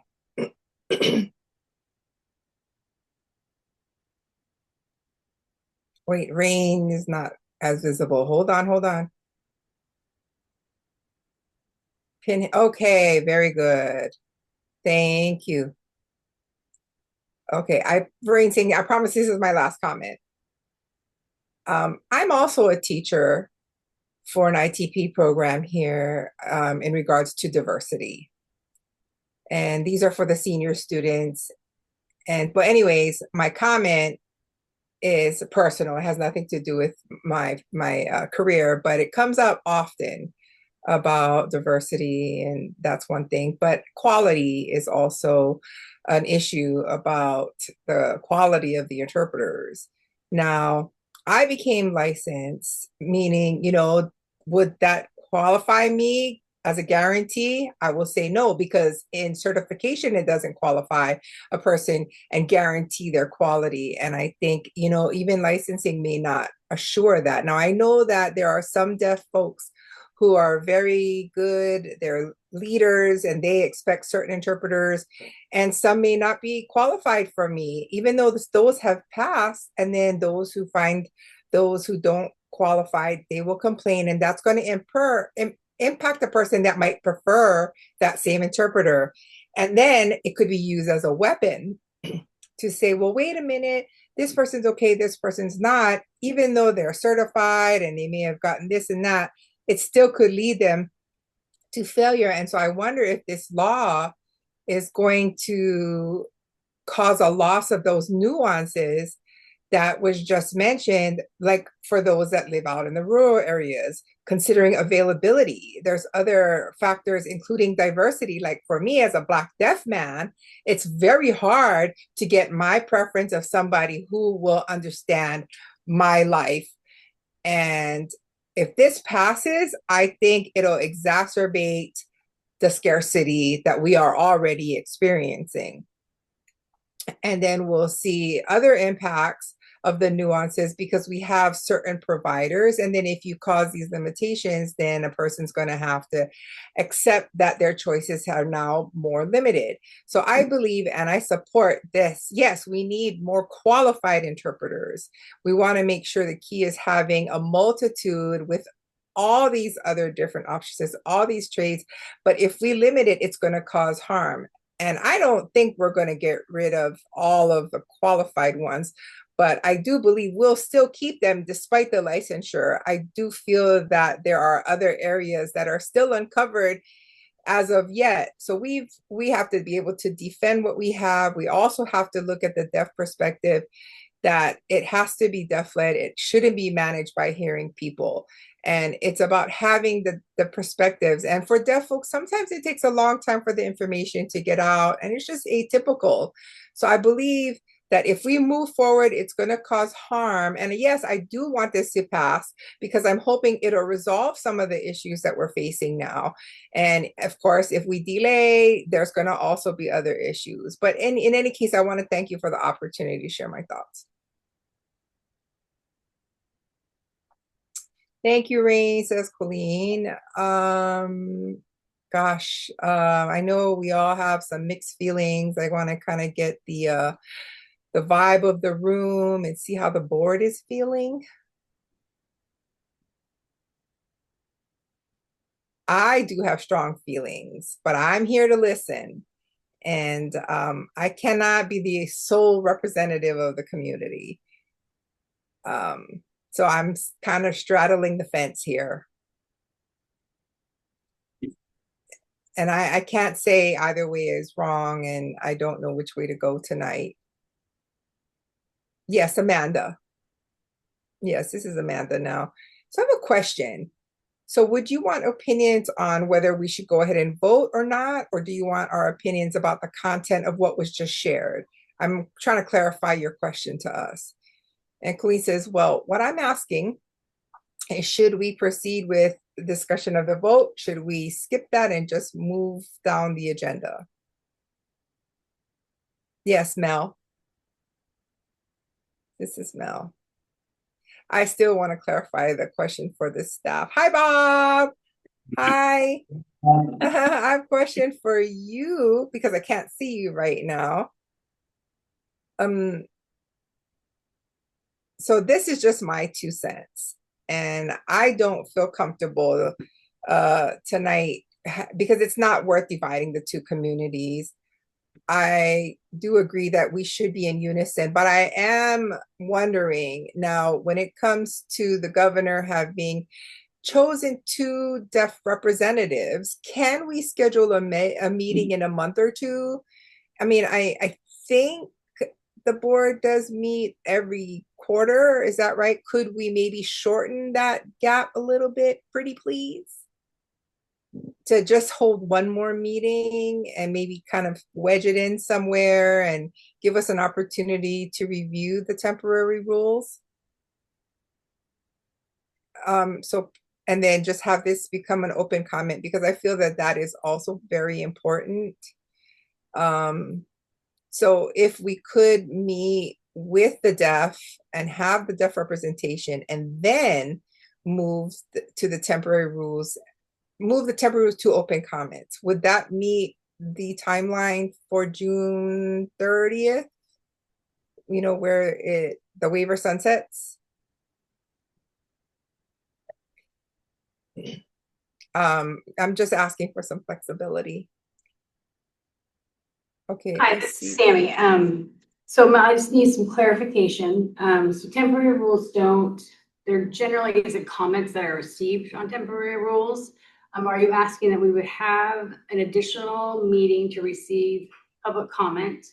And then, so after this one, another meeting for more public comment, and then the board adopt temporary rules? No, this is Mel. No, what I mean is, can we hold off the voting on the temporary rules until we have the deaf people appointed? You guys and can have an additional meeting sooner than later after that happens. Does that make better sense now? Sammy? You guys can never, if you want to, you don't ever have to adopt temporary rules. You can do it today, you can do it in a month, whenever you guys decide to meet again. You don't have to do it. You can go to, the proposed and permanent rule route, which you would accept comment on. The temporary rules was really only an opportunity to get people to be able to apply, HLO to be able to accept the application and license fee. Because as it stands today, the board hasn't adopted a fee. So until that happens, we can't do that. I mean, we're not doing business for any current licensees or potential licenses. So it's just an option, but an option that does not have to be done by any means. This is Mel. Okay, I just want to clarify now. And I'm just thinking out loud. Right. So you're saying that licenses cannot be issued at this point. It's on hold. Correct. Until we have a rule that has been established, and then business can resume and licenses can be given. Colleen says yes. And so basically interpreters are still breaking the law if they're working without a license. I understand. And that brings us to a conundrum. Got it. Amanda? This is Amanda.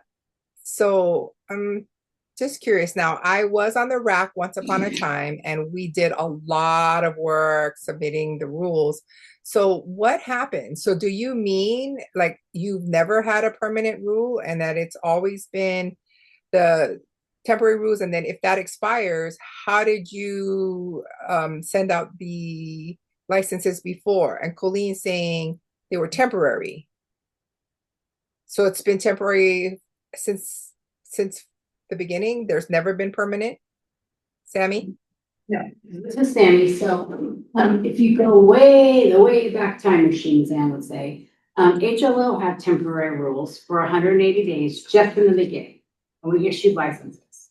The board started meeting as of January 1st of 2024, and, we started the permanent rulemaking process, and then permanent rules were put in place by the board on June 8th of 2024.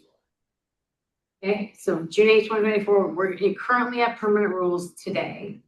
What these temporary rules would do is just take what's permanently in place and take Senate Bill 950 and plop it on top for 180 days. You don't Got it. Okay. Okay. I've made all the connections. Thank you. It's confusing. I Sorry, get it. I missed that 950 part. Okay. Now I understand why it's different. I know that they didn't have that current rule today. Thank you, Sammy. No problem. Somehow I was disconnected, but I am reconnected now. And Colleen saying, are there any more comments from staff? No. Okay. So as a board member or as a deaf person, can we find a deaf representative by the end of this month and do kind of a speedy process and then have a meeting in March? So Sammy? the governor's office has said that 2 people will be appointed to the 2 deaf member positions by the end of the month. Yes? Yes, 2 people by the end of February. Appointed to the board. For sure. Okay, so then why don't we just schedule a meeting for the first week of March? And Eric is seconding that idea. No, that we So- hope they can attend. Oh, I'm sorry. Could you repeat that? I want to make sure that they'll be able to attend, so I don't know if you want to give them a little flexibility time, the new people, whoever they are. This is Colleen thinking, are they still here? Maybe they can give some input on their availability first week of March, perhaps. Who they are. Mel, yes. This is Mel. Now, I mean, for Amanda, I don't want to step over your shoes. But with HLO, they are not appointing people. It's the governor's office. And I think the governor's office keeps saying that they will. Now, I've experienced a number of delays. I mean, month after month after month for my own appointment. There's a lot of promises that, you just can't put it all on Sammy, or their group for this. Now, we could schedule something, but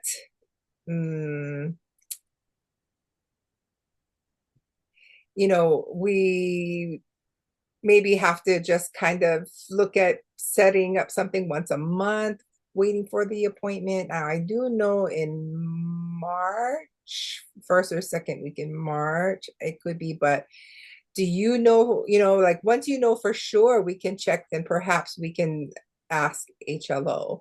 And Colleen says, I totally understand. So I'm suggesting maybe we make a motion to set up a new date with the assumption that the 2 appointees will be appointed in that time period. And if they're not, say February 28th, then the meeting will automatically be canceled. Does that suffice?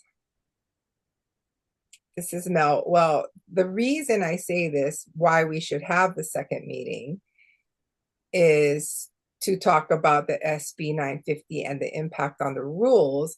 I mean, that are already set now. Is that what the temporary rules, that's what we're talking about, right? Colleen says we'll be able to vote for the possible new temporary rules because we are hearing from the community to not vote. However, this has been delayed quite a bit so far. So I'd like to try to do that sooner. And so would it be possible to make the motion so this could work, or could we all agree to that?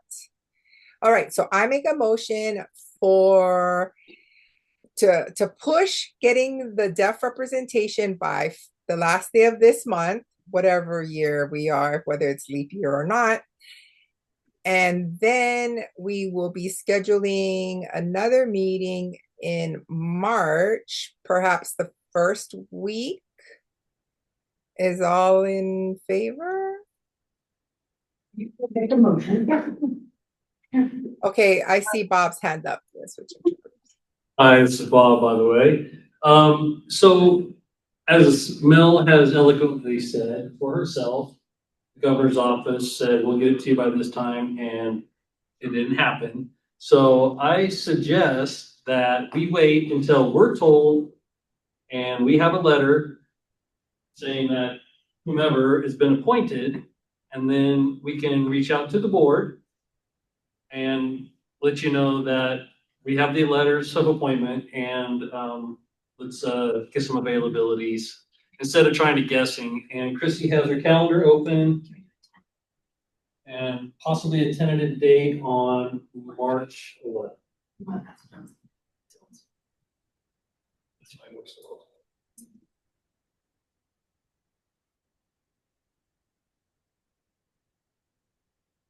This is Mel. I have a question. So Bob, I agree with what you've just said. And if we wait, we might not get that letter in February till the very end, and we're still not hearing anything. And it's a last minute, it'll be hard to find interpreters, all of the above. And this is going, and this is why I would like to see us go ahead and make a tentative meeting date. Then we can set up the room, the interpreters, all of that kind of stuff. And then if we need to cancel, we give them that week ahead in order to cancel if we don't yet have the new members. But that, I'm wondering if we could do something to put some pressure on the governor to let you know we've got this deadline coming up. I spoke with the governor's office. My name The is community Chrissy. is here. I spoke with the governor's office. We were told by the end of this month, and we don't have official names yet, but I'm very confident that we will have people before March 1st. So I love the tentative meeting date idea. Although we do need to make consideration for Josh and interpreters. Yeah. Big time.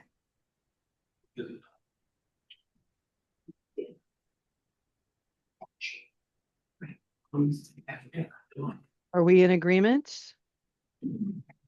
You're optimistic. So hold on for just a moment. This is Colleen. I would like to make a personal comment on the floor, please. I'm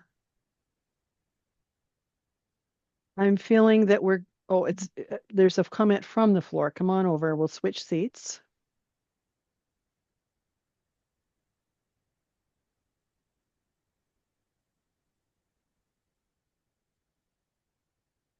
Hello again. I'm Chris. So I've just been thinking about all of this, and I feel like we've got to set up a town hall and let the deaf people come and talk. And it's great to have the people here tonight, but really there's not very many people here. And again, this is something, a town hall that we could let deaf people know about. And I understand the whole thing about the timeline. I get it. But deaf people have got to have an opportunity to talk about this because this is our life. We depend on interpreters almost every day and personal and work and everything. And I think if we set up a town hall, that'd be great. And because if we keep putting things off, that just doesn't work. It's critical that deaf people have a chance to talk for themselves or speak for themselves. And because we just need to be able to do that. And maybe OAD can set up that town hall, the Oregon Association for the Deaf, something. Sammy has her hand up. Sammy, for the record. So I think that's a great idea. We would be happy to set that up. I would really encourage the people who are not signed up to get emails from the board to get signed up. Hearing from Christy, it sounded like you weren't getting some information from OAD. Yeah. We sent a lot between Chrissy and I, 20 things, I mean, FAQs and all kinds of stuff. So I really want to encourage everyone to sign up to get the HO of the board's emails. So you will know when board meetings are happening or there's town halls. We did have a community engagement back in September. And I mean, Amanda and Mel and even Darcy can attest, I had 2 applicants serve on the RAC who were deaf, and that was it. And I put out notice, I sent several different letters to the organizations I was aware of. Darcy gave me names of organizations, and so I only know what I know. And so if you can feed me information, I am absolutely happy to notify whomever I possibly can. But like I said, I rely on those organizations to tell their membership, you know, whoever it is, whatever the organization, or ID, or Bridges, or whatever. I agree. I think OAD, I think perhaps Bridges, Oregon, but as long as someone is able to do the sign language part, you know, it has to be an ASL. We can advertise in Facebook, social media, that'll pull in more people to go. But if you're just sending out, you know, printed English announcements, that's not going to be as effective. So I think that we have got to come up with better ways to pull in our community. And that might be through sign language videos, interpreted things, all of that, so they can access the information. This is Sammy? Sammy. So we have started doing videos. Hopefully everybody's seeing the FAQ for medical, legal, and education videos on our website.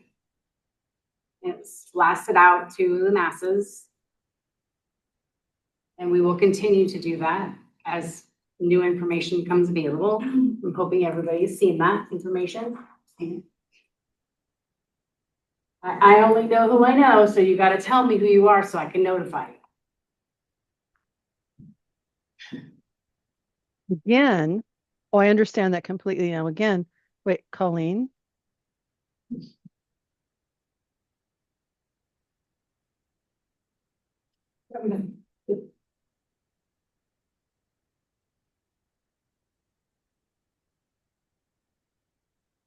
It's Chris's turn.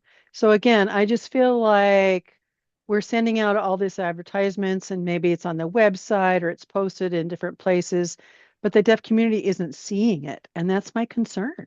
And to be honest, I didn't always know about what was going on. So that might mean the advertisement wasn't the most effective. So I think if we talk to OAD, Bridges, Oregon, whatever the groups are, that we can do a more effective job in spreading the word. Because again, I didn't always see it myself. And so I'm thinking the deaf community at large has even fewer have seen. And because I'm in a professional position and I didn't see it. So we have got to figure out what's going to work, what will reach our deaf community the best, or all the different ways that we can get deaf professionals, grassroots, everyone to see it. So we have to do another push, I guess, of the announcements and really convince people that their testimony is critical, that they've got to come in because we have to consider, you know, the effects of language deprivation, and if we don't have interpretation, what's going to happen with communication, all of that.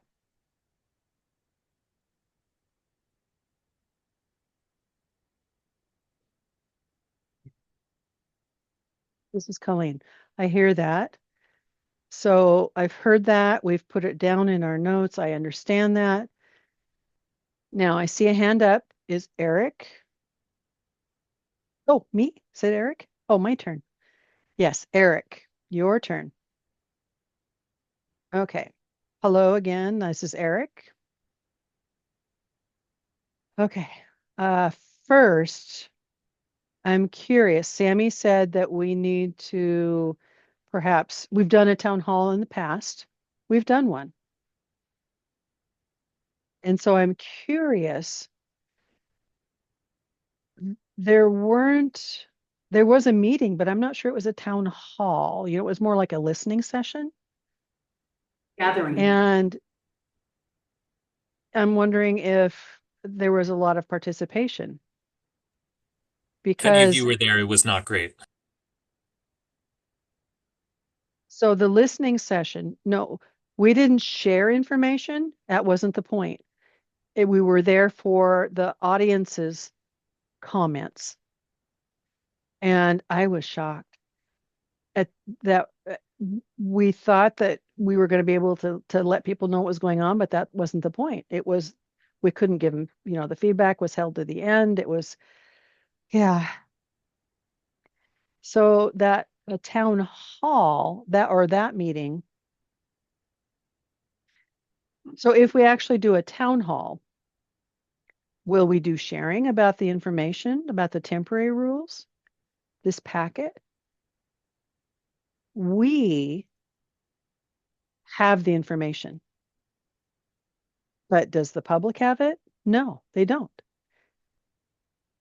We have not yet decided on the temporary rules, correct? And Colleen said that's right.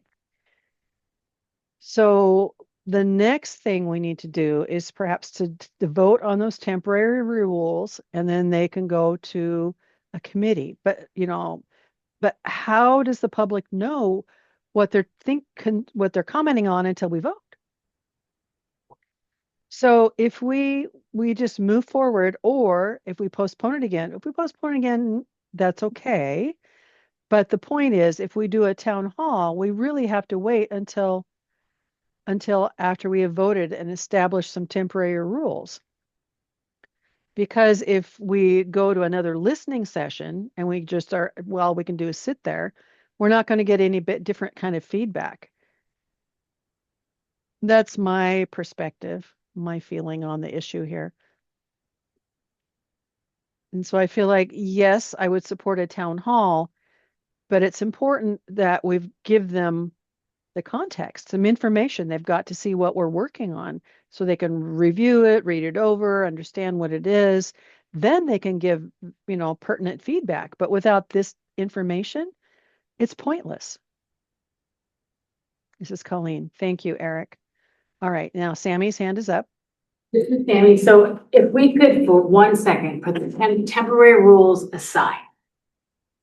Because again, those are only good for 180 days, and then they go in the garbage. They're gone. Bye. So if we could kind of put those to the side and focus more on what you would be proposing as a permanent rule that would go on for until you vote again in however many years or whatever.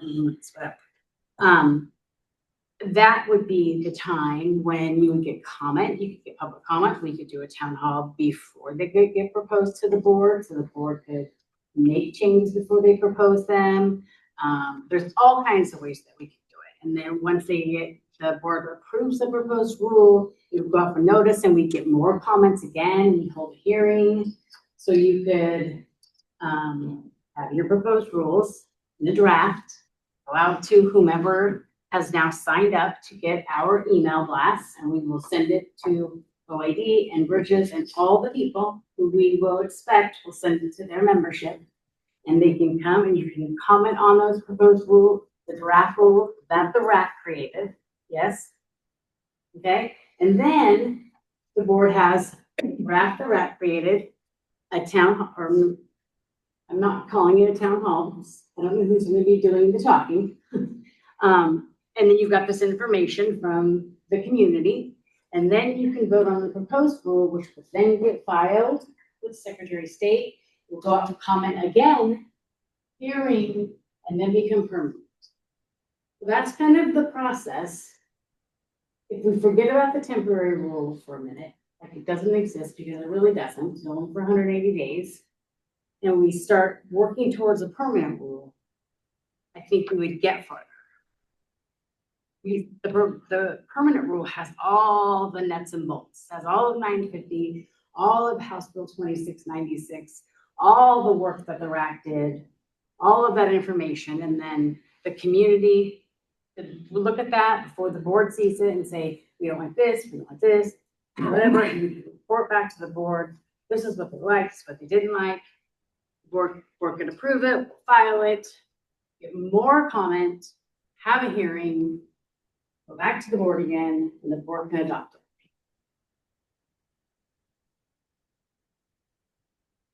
Interpreters are switching.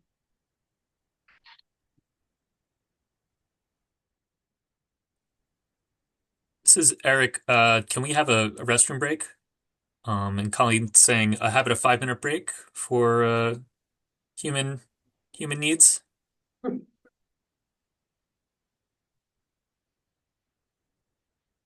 So it's 6 o'clock now. I'm going to ask to put the meeting on hold for 5 minutes.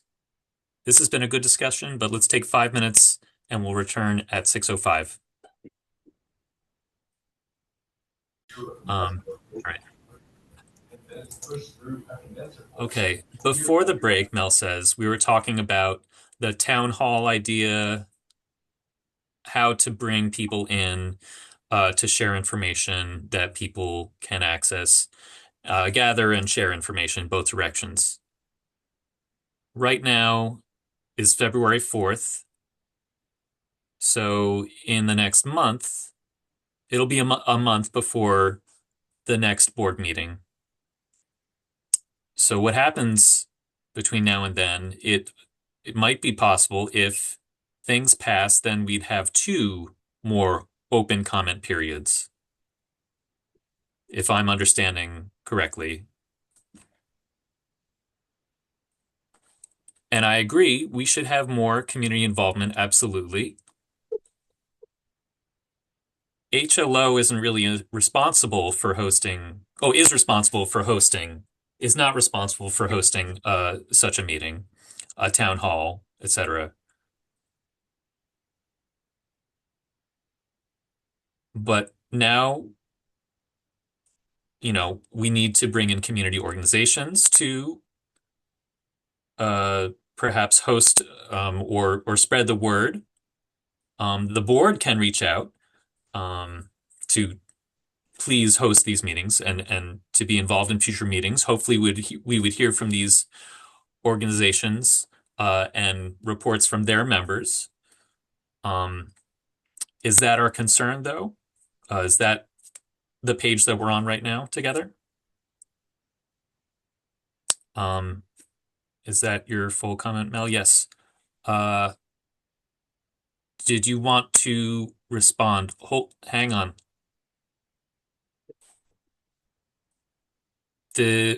Are we recognizing Jack? Okay, we're recognizing Jack Ludwig. Okay, so related to the town hall, I wanted to take the opportunity to share with people, the community here, that OAD is going to be having a town hall at all of our future board meetings. We meet quarterly, every 3 months. So our next meeting will be March 1st on Sunday, 1 to 3 o'clock, and will include a town hall that's already scheduled. If you want more information, you can go to our website, OAD. Do you mind giving that website again? Well, you can go to our website. It's oad1921.org/board. You can find the information about the meeting there. /board, you'll see the board pictures, and then at the bottom you'll see we have 4 meetings with links for each one, and it's all online, all on Zoom. So you're welcome, you're invited. The interpreter community, the deaf community, everyone is invited to the town halls, the board meeting plus town hall that we'll be hosting. March 1st, we'll be making that related to the interpreter licensure issue. We're going to have a rich discussion there, and all are invited. Hope to see you there.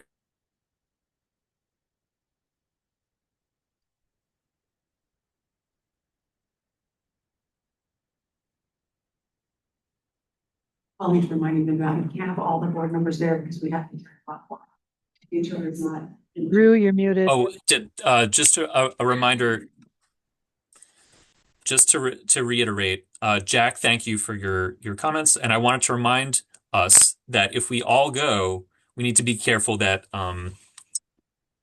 we don't accidentally satisfy quorum by all showing up at this meeting. We do want to participate. We want to support that work by the OAD, but we don't want to inadvertently host a meeting ourselves there. Yes. This is Sammy. I'm happy to give the board some information on kind of how to stay out of that pocket as far as, deliberation, those types of things. Because you definitely can be at association meetings together and not be a board deliberating. Mel, I don't know what's happening there. I don't know if the discussion at the OAD meeting is regarding licensure, if the OAD wants HLO to provide any of the documentation for review there, or we would welcome the feedback. I'm sure the board would welcome the feedback. I'm happy to send it along. Just let me know. Happy to make copies.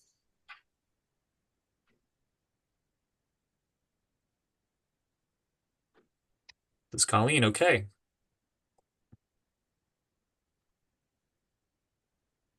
I see Mel with a hand raised, or Melanie. Mel says, thanks, Mom. So for next meeting, maybe in March, I wouldn't be able to do March 4th myself.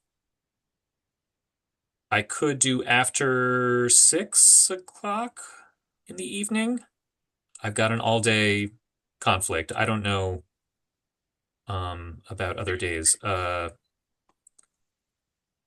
options, Chrissy? Miss Chrissy, I was suggesting March 11th, actually. Oh, thank you. This is Mel. Let me look. Thumbs up. Thumbs up from Amanda and from Colleen. That looks good. During the day, we're saying? During the day, Amanda's asking? Tammy gives a thumb sideways. How do we make it work for you? Colleen's asking. Tammy's saying, I can do it. Dad is 80, it's his 86th birthday. But if everyone else can, I tend to plan the party anyway, so I can adjust that as needed. Yes, Amanda. This is Amanda, but if it's during the day, would that be better because the party's at during the evening, or would it be during the day? Okay, if the meeting is during the day, what time, Colleen's asking, what time would you finish your party, you think? Or what time would you need to be finished for the party? 5, so we could start at 12. No, wait. Melanie's saying 10. Folks are kind of talking over each other a little. This is Tammy. If we can be done, sorry for the interpreter. Colleen's also signing. Would you prefer morning, afternoon, or evening? Evening? Tammy's saying morning or afternoon. Colleen, so morning, afternoon, we're saying. Maybe midday, Amanda suggests 10 to 3, 11 to 4, that range. Eric says, I agree. Staff, do you have a preference of time? Question. Sammy has a question. Question is this, since I am the one that drafts the agenda, I need to know what we're doing on March 11th. Is the intention of the board to review the temporary rules that we provided today and then to deliberate on them and vote on them? Did we have those 180 days? Is that the intention? No. But I asked. Just a moment, we're going to switch interpreters.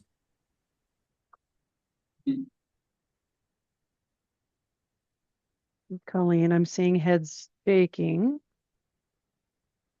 Amanda? This is Amanda. Based on what Sammy just told us before the break, I would propose that we just move forward with the permanent rules and considering those and move on into that process.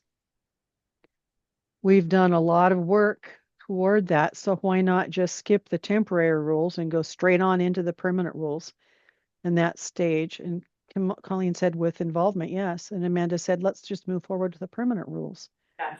Mel seconds that motion. Colleen said, okay, we're doing a formal motion to say that on March 11th, we're going to make a determination to, wait. I just want to make sure that what you're saying is we won't be taking applications or money until the permanent rulemaking process is done, which could take, there is no end. I just want to make sure everybody's clear on what is happening. I am fine with either, does not, I still get a paycheck either way. And I want to make sure that I'm giving you guys what you want.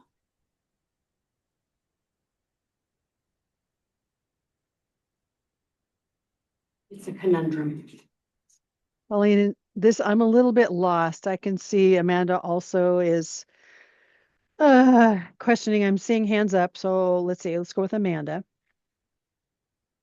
Amanda says, I think perhaps I misunderstood, but I thought Sammy's recommendation was to just not pursue the temporary, but go ahead with the permanent rules.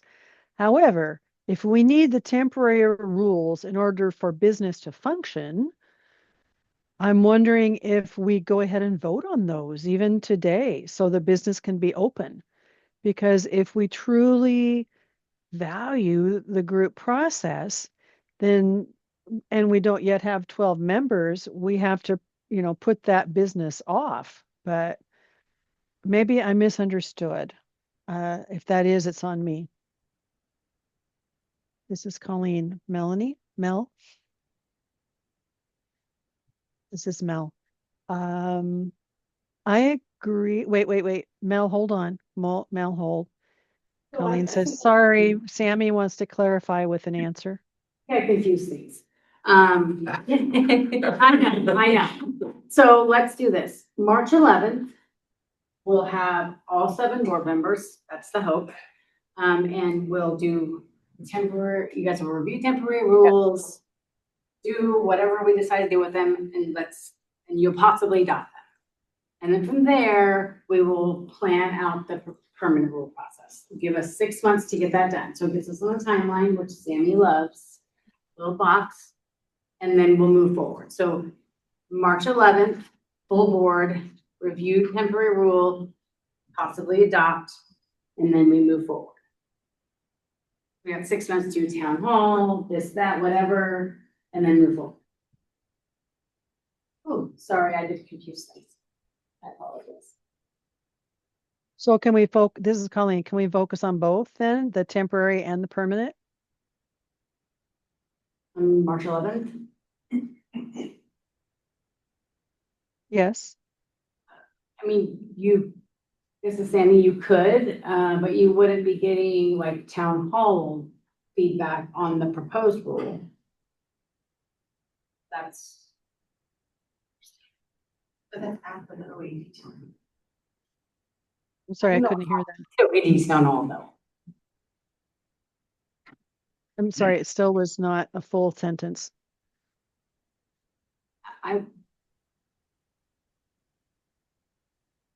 So this is Colleen. I need to clarify.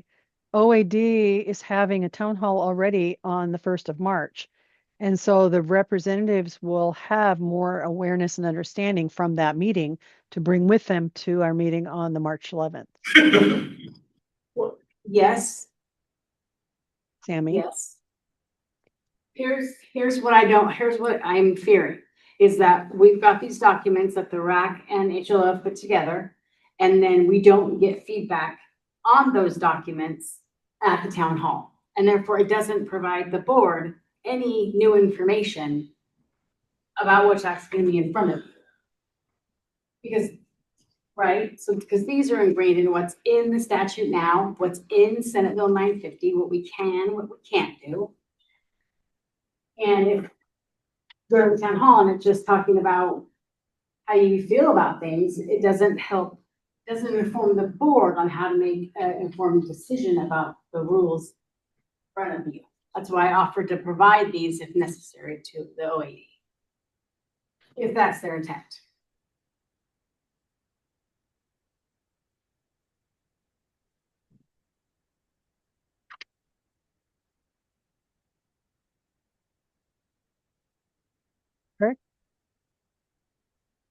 right, Eric here. So that's my question to Sammy. This packet, this document, can that be dispersed? Can it be shared with community now? Is it Not something on we the can web. release? I'm sorry, Sammy, did you say not on the web? So this is Interpreter. standard rules, were in this packet are on the internet now. And pretty much the proposed rules from October are pretty much the same proposed rules. That there's a couple of tweaks, but not anything crazy. So this is Eric. So that means that this packet of information can be disseminated, dispersed, discussed during a town hall, right? The one that's already set up for March 1st. And okay, so before our meeting on March 11th, Colleen is calling on Mel.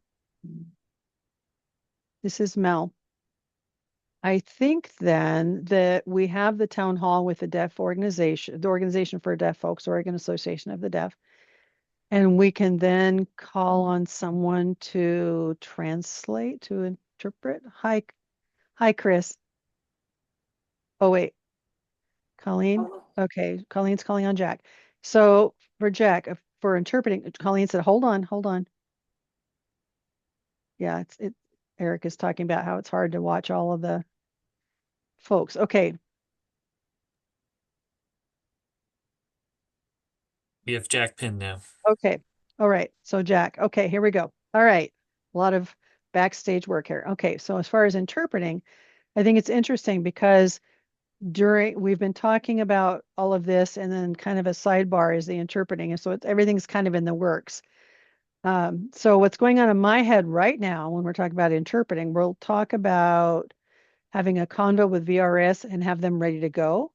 And we'll use them because my intention is for AI to take notes. So we'll have the voice interpreter, and then AI can take the notes, and to make sure that we can then disseminate those and get the information out to more people. And of course, we'll be asking for volunteer interpreters because our organization, would really appreciate the support of an interpreter who is volunteering to do that. But we know that our priority is to get that valuable feedback.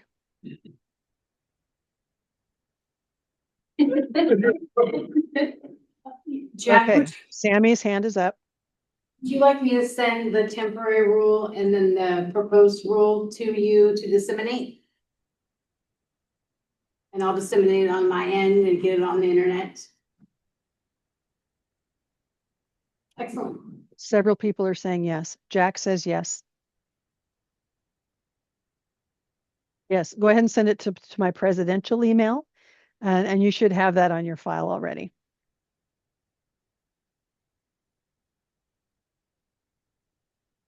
This is Colleen. Okay. All right.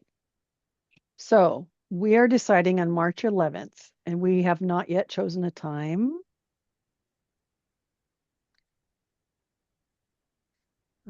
Eric said 3 to 10. Wait a minute, 10 to 3. Eric, I'm not sure which way your name sign goes. Does it come up or go down? No, I think it actually comes.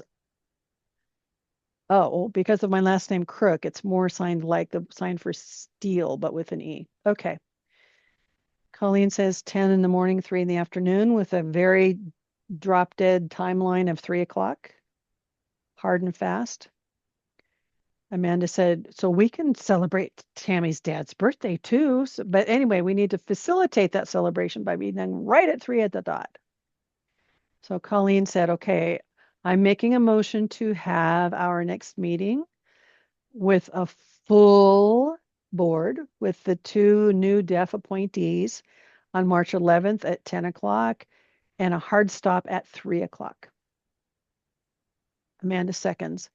So again, we should have those 2 deaf board members appointed by the end of February. I believe it's 28th this year. So I'm sorry, the interpreter didn't hear Sammy. It wasn't Sammy. With me. Was he? It was just, So, Colleen, this is Colleen. If the two deaf members have not yet been appointed, we will need to postpone the meeting. And so we will need to know before the 28th of February if those members have been appointed. Is that enough time? We're seeing head nods. All right. Anyone all in favor? So we're going to vote for that tonight, right? Okay. And that was hard. Okay, thank you. Can we then move in the agenda down to, I don't have it right in front of me. Mel said, I thought we were done. Amanda said that means it's not, oh wait, okay, wait. Okay. Colleen said, I need that agenda. Hold on. And Amanda said, so we're not adjourning. No, it's about a.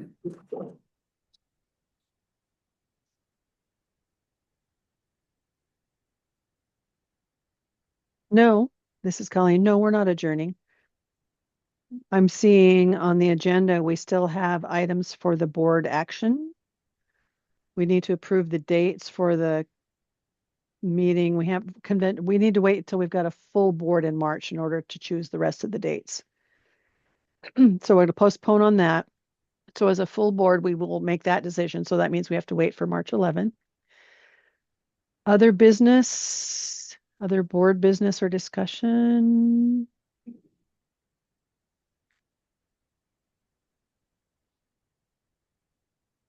Mel.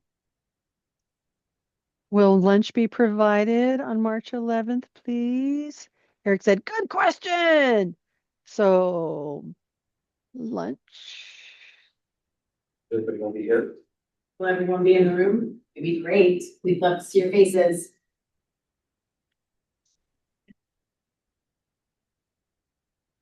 Sandra by lunch. No. Tammy's frozen. Oh. Or else she's asleep, Eric said. No. And I said, that's not fair. Eric said, short nap. So Colleen said, if we're having a meeting in person, that's the plan, but we'll keep it open for people to attend remotely if need be. If it's possible, please, as a board member, attend in person.